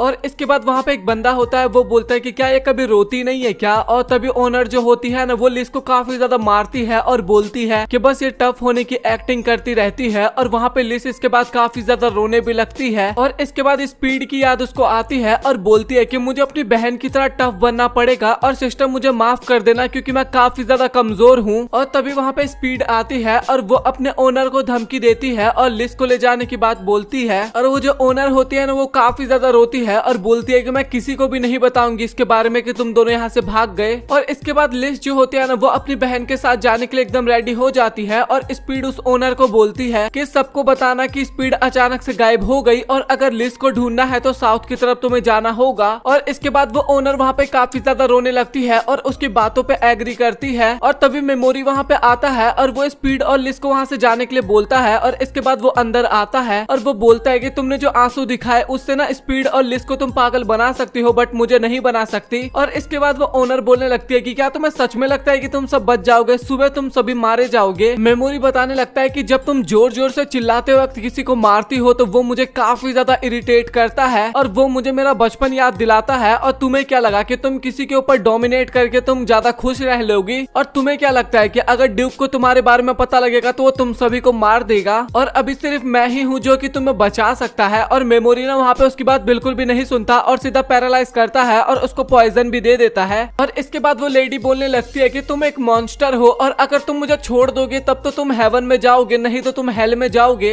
और मेमोरी बोलता है कि मैं अपने बदले को पूरा करने के लिए ना मैं कुछ भी कर सकता हूँ और तुम फिक्र मत करो क्योंकि हम दोनों ही आराम से हेल में चलेंगे। और इसके बाद मेमोरी जो होता है वो अपने साथियों के पास चला जाता है और इसके बाद लिस जो होते हैं ना वो अपने आप को इंट्रोड्यूस करवाती है और मेमोरी और सैरस जो होते हैं ना वो भी अपना रियल नाम उन्हें बताते हैं। और तभी लिस बोलती है कि मेमोरी मैं आपकी हर एक बात मानूंगी, बस मुझे अपनी बहन के साथ रहने देना। और मेमोरी बोलता है कि अभी हम जिस जगह पे जा रहे हैं उस जगह पे काफी ज्यादा खतरा है। और लिस बोलती है कि मुझे इससे कोई फर्क नहीं पड़ता और वैसे भी जब तक मेरे साथ मेरी बहन है तब तक मुझे कुछ नहीं हो सकता। और तभी वहाँ पे ना उन दोनों को ना पिगी मारू से मिलवाता है और इसके बाद वो सभी वहाँ से निकल जाते हैं। और इसके बाद तभी स्पीड पूछते हैं कि आखिरकार तुम फॉरबिडन विच से मिलना क्यों चाहते हो। और तभी मेमोरी बोलता है कि मेरे पास एक बुक है और मुझे लगता है कि वो बुक वो पढ़ सकती है। तभी विच बोलते हैं कि फिर इसका मतलब तुम मुझसे लड़ने नहीं वाली। और मेमोरी बोलता है कि जब तक मुझे खतरा फील नहीं होगा तब तक मैं नहीं लड़ने वाला। और इसके बाद स्पीड भी बोलने लगती है कि मुझे लगता है कि तुम उतने ज्यादा बुरे इंसान भी नहीं हो, क्योंकि अगर तुम चाहते तो तुम मेरी बहन के नाम पे मुझे ब्लैकमेल कर सकते थे, बट तुमने ऐसा कुछ भी नहीं किया। और तभी मेमोरी बोलता है कि तुम तो पहले मुझ पे भरोसा नहीं कर रही थी। और तभी स्पीड बोलते है कि हाँ बट अब मैं भरोसा कर रही हूँ, क्योंकि अब मुझे पता चल चुका है कि भरोसा ना समय का मोहताज नहीं होता। और इसके बाद वो सभी लोग घोड़े पे बैठ के जाने लगते हैं। और तभी सैरस बोलती है कि क्या डीमन जोन में एक बच्ची को ले जाना अच्छा रहेगा।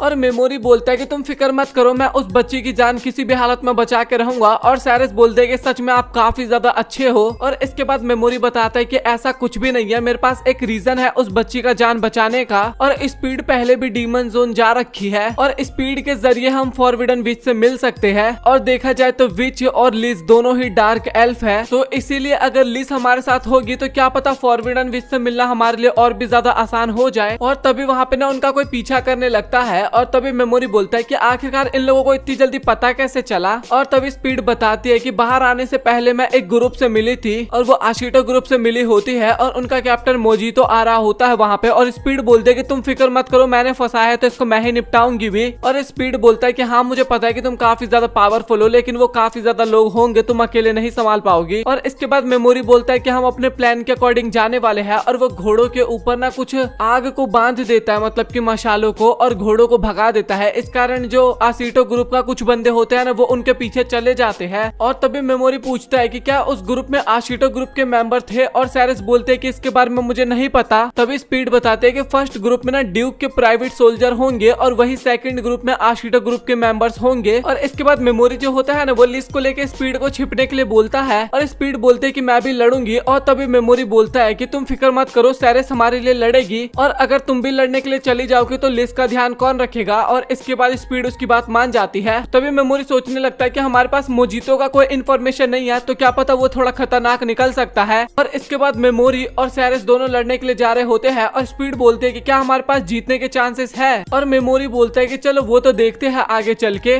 और तभी मोजीतो बोलता है कि मुझे पता है कि तुमने यहाँ पे ट्रैप बिछा रखा है, तो चुपचाप बाहर निकल जाओ। और तभी सैरस जो होती है ना वो मास्क पहन के बाहर निकलती है। और तभी मोजीतो बोलता है कि क्या तुम फ्लाई किंग की साथी हो और मुझे नहीं पता कि तुम कौन हो, बट चुपचाप तुम स्पीड को हमारे हवाले कर दो और इसके बाद हम तुम्हें छोड़ देंगे। और तुम देखने में काफी ज्यादा पावरफुल लग रही हो, तो तुम हमारी टीम में आ सकती हो। और सैरस बोलती है कि अगर मैं इस ऑफर को एक्सेप्ट ना करूँ तो क्या होगा। तभी मोजीतो बोलता है कि कोई बात नहीं, मैं तुम्हें श्राप दे दूंगा और तुम फिर पूरी जिंदगी मरने की भीख मांगोगी। और सच बात तो यह है कि हमारे आगे ब्लैक ड्रैगन नाइट्स नहीं टिक पाए, तो तुम कहां से टिकोगे हमारे आगे। और तभी सैरस बोलते हैं कि ठीक है मैं आपकी बातें मानने के लिए रेडी हूं, बट आपको स्पीड और लिस का अच्छे से ध्यान रखना होगा। और वो बंदे इस बात के लिए एग्री कर जाते हैं। और इसके बाद सैरस बोलते हैं कि ठीक है तो फिर मेरे पीछे आइए। और तभी मिजोतो बोलता है कि अच्छा तो तुम स्पीड और लिस को हमें नहीं देना चाहती। तभी सैरस बोलते हैं कि आखिरकार आपको ऐसा क्यों लगता है। और तभी मिजोतो बताता है अगर तुम्हें उन्हें हमें देने का मन होता तो तुम हमें से कुछ बंदे को अपने साथ लेके जाती, बट तुमने बोला कि आप सभी मेरे साथ चलिए, तो इसका मतलब ये है कि तुम हमें फॉरेस्ट में लेके जाना चाहती हो ताकि तुम हम पे निशाना बना सको। अपने साथियों को बोलता है कि अब इससे दूर रहो और एकदम रेडी हो जाओ। तभी सैरस पूछते है कि क्या तुम लोगों को मारने के लिए अपने पॉइजन का यूज करते हो। और तभी मिजोतो बताने लगता है कि तुमने सही कहा और वो पॉइजन काफी ज्यादा खतरनाक होता है जो कि हमारे पूर्वजों ने हमारे लिए छोड़ा था, तो इसका मतलब ये है कि तुम्हारा वो जो श्राप है वो एक तरीके का पॉइजन है। और मिजोतो बोलता है कि तुमने सही कहा और लोगों को इस बात पे विश्वास दिलाने के लिए एक कहानी की जरूरत थी।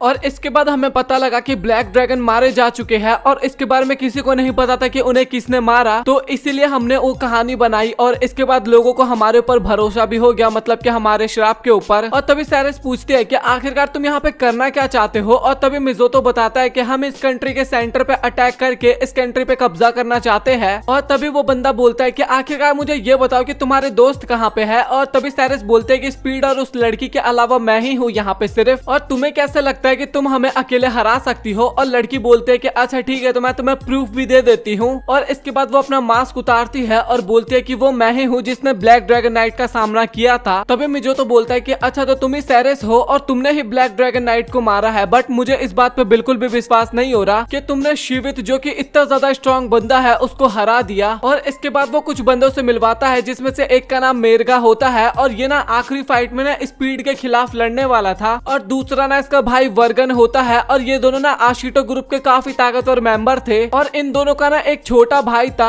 और ये ना व्हाइट वॉकर ग्रुप का ही मेंबर था इसका छोटा भाई। वो 4 बंदे जो थे ना, अगर आपने प्रीवियस एपिसोड देखा होगा तो आपको पता होगा, जिनको मेमोरी ने मार दिया था अपने पावर्स की मदद से स्टार्टिंग में ही, तो वो उनके ग्रुप का ही बंदा था। तो अब तुम क्या करने वाली हो साइरस? वैसे तुम चारों तरफ से घेर चुकी हो और हम असैसन्स है तो हम अपने प्रेजेंस को छिपा के कहीं पे भी आ जा सकते हैं, तो अब तुम क्या करने वाली हो मुझे जल्दी से ये बताओ। और वैसे ये तो मानना पड़ेगा कि तुम सच में काफी ज्यादा सुंदर हो और मैं तुम्हें अपनी दासी बनाने के लिए एकदम रेडी हो जाऊंगा। और इसके बाद साइरस जो होती है ना वो नीचे झुक जाती है और इसके बाद उसको मेमोरी की याद आने लगती है, और मेमोरी जो होता है ना वो पिगी मारू के साथ अपनी पावर्स को एक्टिवेट करता है। और तभी मेमोरी बोलता है कि अच्छा ठीक है, तो मैं तुम्हें अब असली कर्स दिखाता हूँ। और इसके बाद ना वो वहाँ पे सभी को पैरालाइज कर देता है, और तुम्हें नहीं लगा था ना कि मैं तुम पे इतनी दूर से भी अटैक कर पाऊंगा। और तभी मोजितो बोलता है कि आखिरकार मेरे बाकी के साथी कहाँ गए, और मेमोरी बोलता है कि वही 15-16 लोग, उनको मैंने कब का ठिकाना लगा दिया है। और इसके बाद ना वो उन सभी को भी पॉइजन दे देता है। और जब स्पीड वहाँ से जा रही थी ना, तुम्हें तभी खबर हो गया था कि वो यहाँ से भागने वाली है, और मैं तुम्हें हल्के में नहीं लेना चाहता था, और इसीलिए हम ऐसा एक्ट कर रहे थे कि हम तुम्हें फॉरेस्ट के अंदर लाने की कोशिश कर रहे हैं। और तुम्हें लगा कि तुम काफी ज्यादा इंटेलिजेंट हो, बट तुम हमारे चाल में फंस चुके थे। और इसके बाद सभी लोग वहाँ पे धीरे धीरे मरने लगते हैं। और साइरस भी बोलती है कि सच में काफी ज्यादा अच्छा हुआ और ये सब कुछ आपके वजह से हुआ है। और मेमोरी बोलता है कि इसमें मेरा कोई भी हाथ नहीं है, हमारी आधे से ज्यादा हेल्प तो इन्होंने ही कर दी, क्योंकि इन्होंने ज्यादा पॉसिबिलिटीज के बारे में नहीं सोचा। और इसके बाद वो लोग स्पीड को बुलाते हैं और तभी वो नोटिस करता है ना कि वो पहला ग्रुप जो था ना वो फिर से वापस आ रहा होता है। और इसके बाद मेमोरी ना फिर से पिगी मारू को कनेक्ट करने के लिए बोलता है, बट पिगी मारू ना इस बार उसको मना कर रहा होता है। और इसके बाद स्पीड बोलता है कि अच्छा ठीक है, तो कोई तुम्हें मना भी कर सकता है, ये काफी फनी बात है, और तुम फिक्र मत करो, उनको मैं संभाल लूंगी। और इसके बाद मेमोरी उसकी बात पे एग्री करता है और वो ना लिस को संभालने के लिए ना साइरस को दे देता है। और इसके बाद स्पीड जो होती है ना वो एकदम सेंटर में खड़ी हो जाती है, और ड्यूक के सोल्जर जो होते हैं ना वो स्पीड को देख के उस पर हमला करने के लिए जाते हैं। और जैसे वो लोग क्लोज आने वाले होते हैं ना, तभी मेमोरी उन सभी को पैरालाइज करके उन सभी को पॉइजन दे देता है। और तभी वहाँ पे ड्यूक और उसका साथी भी आ जाता है, और ड्यूक बोलता है कि अब तुम यहाँ पे बिल्कुल भी नहीं बचने वाले। और उसका साथी बोलता है कि तो कैसे हो स्पीड, तुमसे मिलकर काफी अच्छा लगा, और अब हमें तुम्हारा कटा हुआ सर चाहिए, और जो तुम्हारी छोटी बहन है उसको मैं तुम्हारी चमड़ी से बने हुए कपड़े पहनाने वाला हूँ। और सच बताऊं तो इसमें मुझे काफी ज्यादा मजा आने वाला है, और इसके बाद मैं उसको बेच भी दूंगा। और इसके बाद मेमोरी जो होता है ना वो उन सभी को भी पैरालाइज करने की कोशिश करता है, बट तभी उसको पता लगता है कि वो ना 80 से ज्यादा लोगों को पैरालाइज नहीं कर सकता एक बार में। और इसके बाद ना वो ड्यूक के बाकी के साथियों को ना अंधा करने लगता है, और स्पीड जो होती है ना वो एक एक करके वहाँ पे सभी को मारने लगती है। और कुछ लोग ना वहाँ पे डर के मारे भागने लगते हैं, और मेमोरी बोलता है कि स्पीड तुम्हें कोई भी यहाँ पे भागता हुआ नजर आए तो उसको भागने मत देना। और स्पीड जो होती है ना वो एक एक करके उन सभी को मारने लगती है। और इसके बाद मेमोरी जो होता है ना वो सोल्जर्स को मारने लगता है ताकि वो पैरालिसिस का यूज दोबारा कर सके। और इसके बाद ना एक बंदा ना पीछे से मेमोरी के ऊपर अटैक करने वाला होता है, लेकिन साइरस वहाँ पे मेमोरी को बचा लेती है। और ड्यूक जो होता है ना वो अपने उन साथियों को मारने लगता है जो कि डर के भाग रहा था, उन सोल्जर्स को मतलब की। और बाकी सोल्जर्स को ना मेमोरी को मारने के लिए बोलता है, और मेमोरी सोचता है कि इस बंदे पे कोई स्किल्स नहीं है, उसके बाद भी इतना बड़ा पागल है।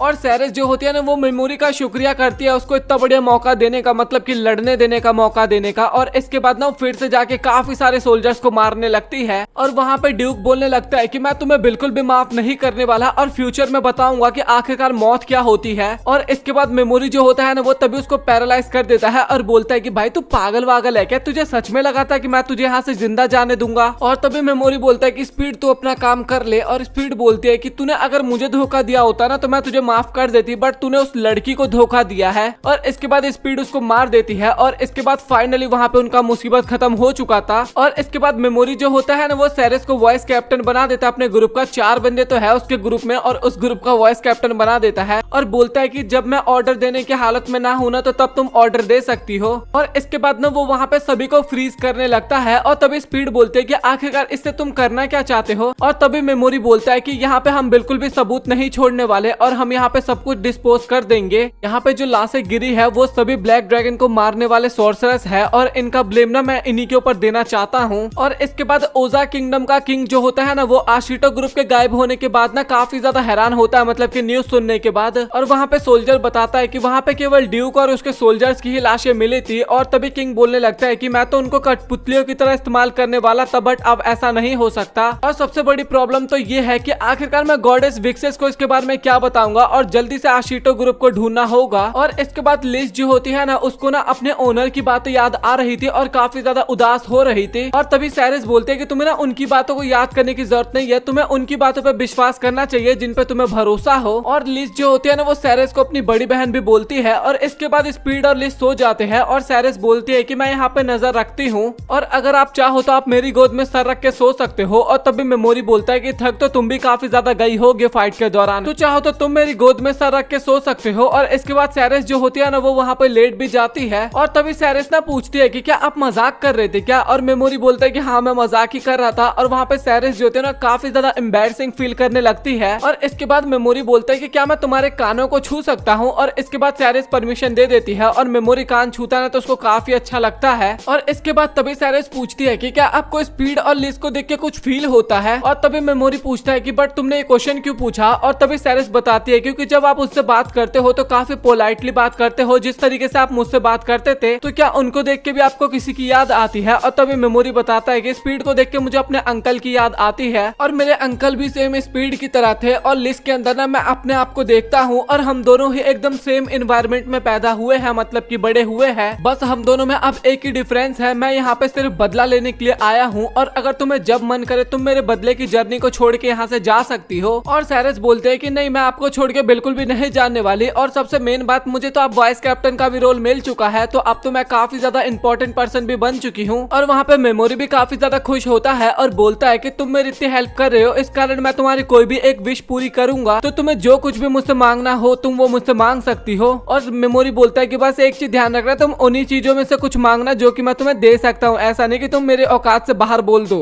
और इसके बाद मेमोरी जो होता है ना वो सेरेस को सोने के लिए बोलता है और स्लीप स्किल का यूज करता है उसके ऊपर। और इसके बाद न्यंतन और सोगु जो होते हैं ना वो दोनों प्रैक्टिस कर रहे होते हैं और न्यंतन बोलते हैं कि सच में तुम काफी ज्यादा पावरफुल हो और टाइम के साथ साथ तुम मुझे स्किल्स में पीछे छोड़ सकती हो, बट तुम अपने प्रॉमिस के बारे में याद रखना और इस चीज के बारे में किसी को भी मत बताना, क्योंकि गॉडेस कभी भी इस चीज की परमिशन नहीं देने वाली और इसके बारे में तुम भी किसी को मत बताना। और तभी सोगु बोलते हैं कि मुझे आप ये बताइए कि आप मुझे ट्रेनिंग देने के लिए मान किस लिए गई? और तभी न्यंतन बताती है कि मैं जब तुम्हें देखती हूँ ना तो मुझे अपनी छोटी बहन की याद आती है, क्योंकि इस दुनिया में या तो आप किसी को खा सकते हो या फिर आपको कोई खा सकता है, और अगर आप बिल्कुल भी कमजोरी दिखाने की कोशिश करोगी तो बस आपका पत्ता वहीं पे कट हो सकता है। और इसके बाद मेमोरी जो होता है ना वो लिस को नए कपड़े देता है और लिस वो कपड़े पहन के काफी ज्यादा खुश होती है और मेमोरी को धन्यवाद बोलती है। और इसके बाद सेरेस जो होती है ना वो अपने ग्रुप का एक नाम रखने को बोलती है मेमोरी को, और वो बताती भी है और उसे ना Lord of the flights Bill Gates का नाम देती है। और सच में मैं ये नाम बिल्कुल भी नहीं लेने वाला, पहले बता रहा हूँ। और ये ना वही नाम था जो कि पुराने फ्लाइंग किंग के आर्मी का नाम होता है, मतलब कि अब तो मेमोरी एकदम फ्लाइंग किंग की एक्टिंग कर रहा है ना, वो डीमन किंग जो था। और मेमोरी को भी वो नाम काफी अच्छा लगता है। और इसके बाद वो लोग आगे बढ़ते हैं और फाइनली डीमन जोन के काफी क्लोज पहुंच जाते हैं। और तभी मेमोरी बोलता है कि आखिरकार ये किस तरीके का पेड़ है, और स्पीड बताती है कि ये करप्टेड ट्री है और पहले के टाइम पे इसको काफी ज्यादा माना जाता था। और तभी बोलते हैं कि तो चलो मेमोरी मेरे राइट हैंड में मैजिक भरो, और इसके बाद ना वो मैजिक करता है ना तो वहाँ पे एक मैप ओपन होता है और ये मैप ना केवल बड़े लोग को ही मिला करता है। और इसके अंदर वो बताती है कि जो ग्रीन लोकेशन है ना ये तो हमारी लोकेशन है, और वो जो रेड डॉट है ना वो फॉरबिडन विच की लोकेशन होती है, और इसी चीज की मदद से हम फॉरबिडन विच के पास पहुंचने वाले हैं। और मेमोरी सोचने लगता है कि मैं चाहे कुछ भी कर लूं लेकिन फिर भी मैं उस गॉडेस को नहीं भुला पाता। मुझे लगा था कि टाइम के साथ मैं वो भूल जाऊंगा, बट मैं जब भी उसके बारे में सोचता हूँ मुझे और भी काफी ज्यादा गुस्सा आने लगता है और मैं गॉडेस विक्सेस को उसकी औकात दिखा के रहूंगा। और डीमन जोन सच में काफी ज्यादा खतरनाक जगह है, और सच बताऊं तो मैं अभी तक एस क्लास और ए क्लास हीरो तक नहीं पहुंच पाया हूं, बट मैं वहां तक भी काफी जल्दी पहुंच जाऊंगा। और मैं डीमन डीमन जोन के सभी क्रिएचर्स को मार के उनसे एक्सपी पॉइंट इकट्ठा करूंगा। और इसके बाद गॉडेस्ट बताने लगती है कि आप सभी के लेवल ना काफी अच्छे से बढ़ गए हैं और आपने काफी ज्यादा इम्प्रूव भी किया है। और लेवल बढ़ने का मतलब सिर्फ यही है कि आपने अपने बेसिक्स को अच्छे किए हैं और तुम लोगों को अभी कॉम्बैट टेक्निक सीखने की जरूरत है, इसलिए मैंने तुम्हारे लिए काफी सारे लोगों को यहाँ पे बुलाया है। और ग्रेट डीमन एम्परर की तरफ से हमें काफी ज्यादा मूवमेंट्स देखने को मिली है। इसका मतलब ये है कि हमें काफी जल्दी लड़ाई देखने को मिलने वाला है और हमें काफी बड़ी आर्मी का सामना करना होगा, इसलिए तुम्हें इस फाइट में पार्ट लेना काफी ज्यादा जरूरी होगा। और इसके बाद गॉडेस जो होती है ना वो नैतान को बताने लगती है कि उन्हें काफी ज्यादा स्किल्स की जरूरत है अभी, तो इसीलिए मैं सोच रही हूँ कि उन्हें गोल्डन डीमन जोन लेके जाया जाए।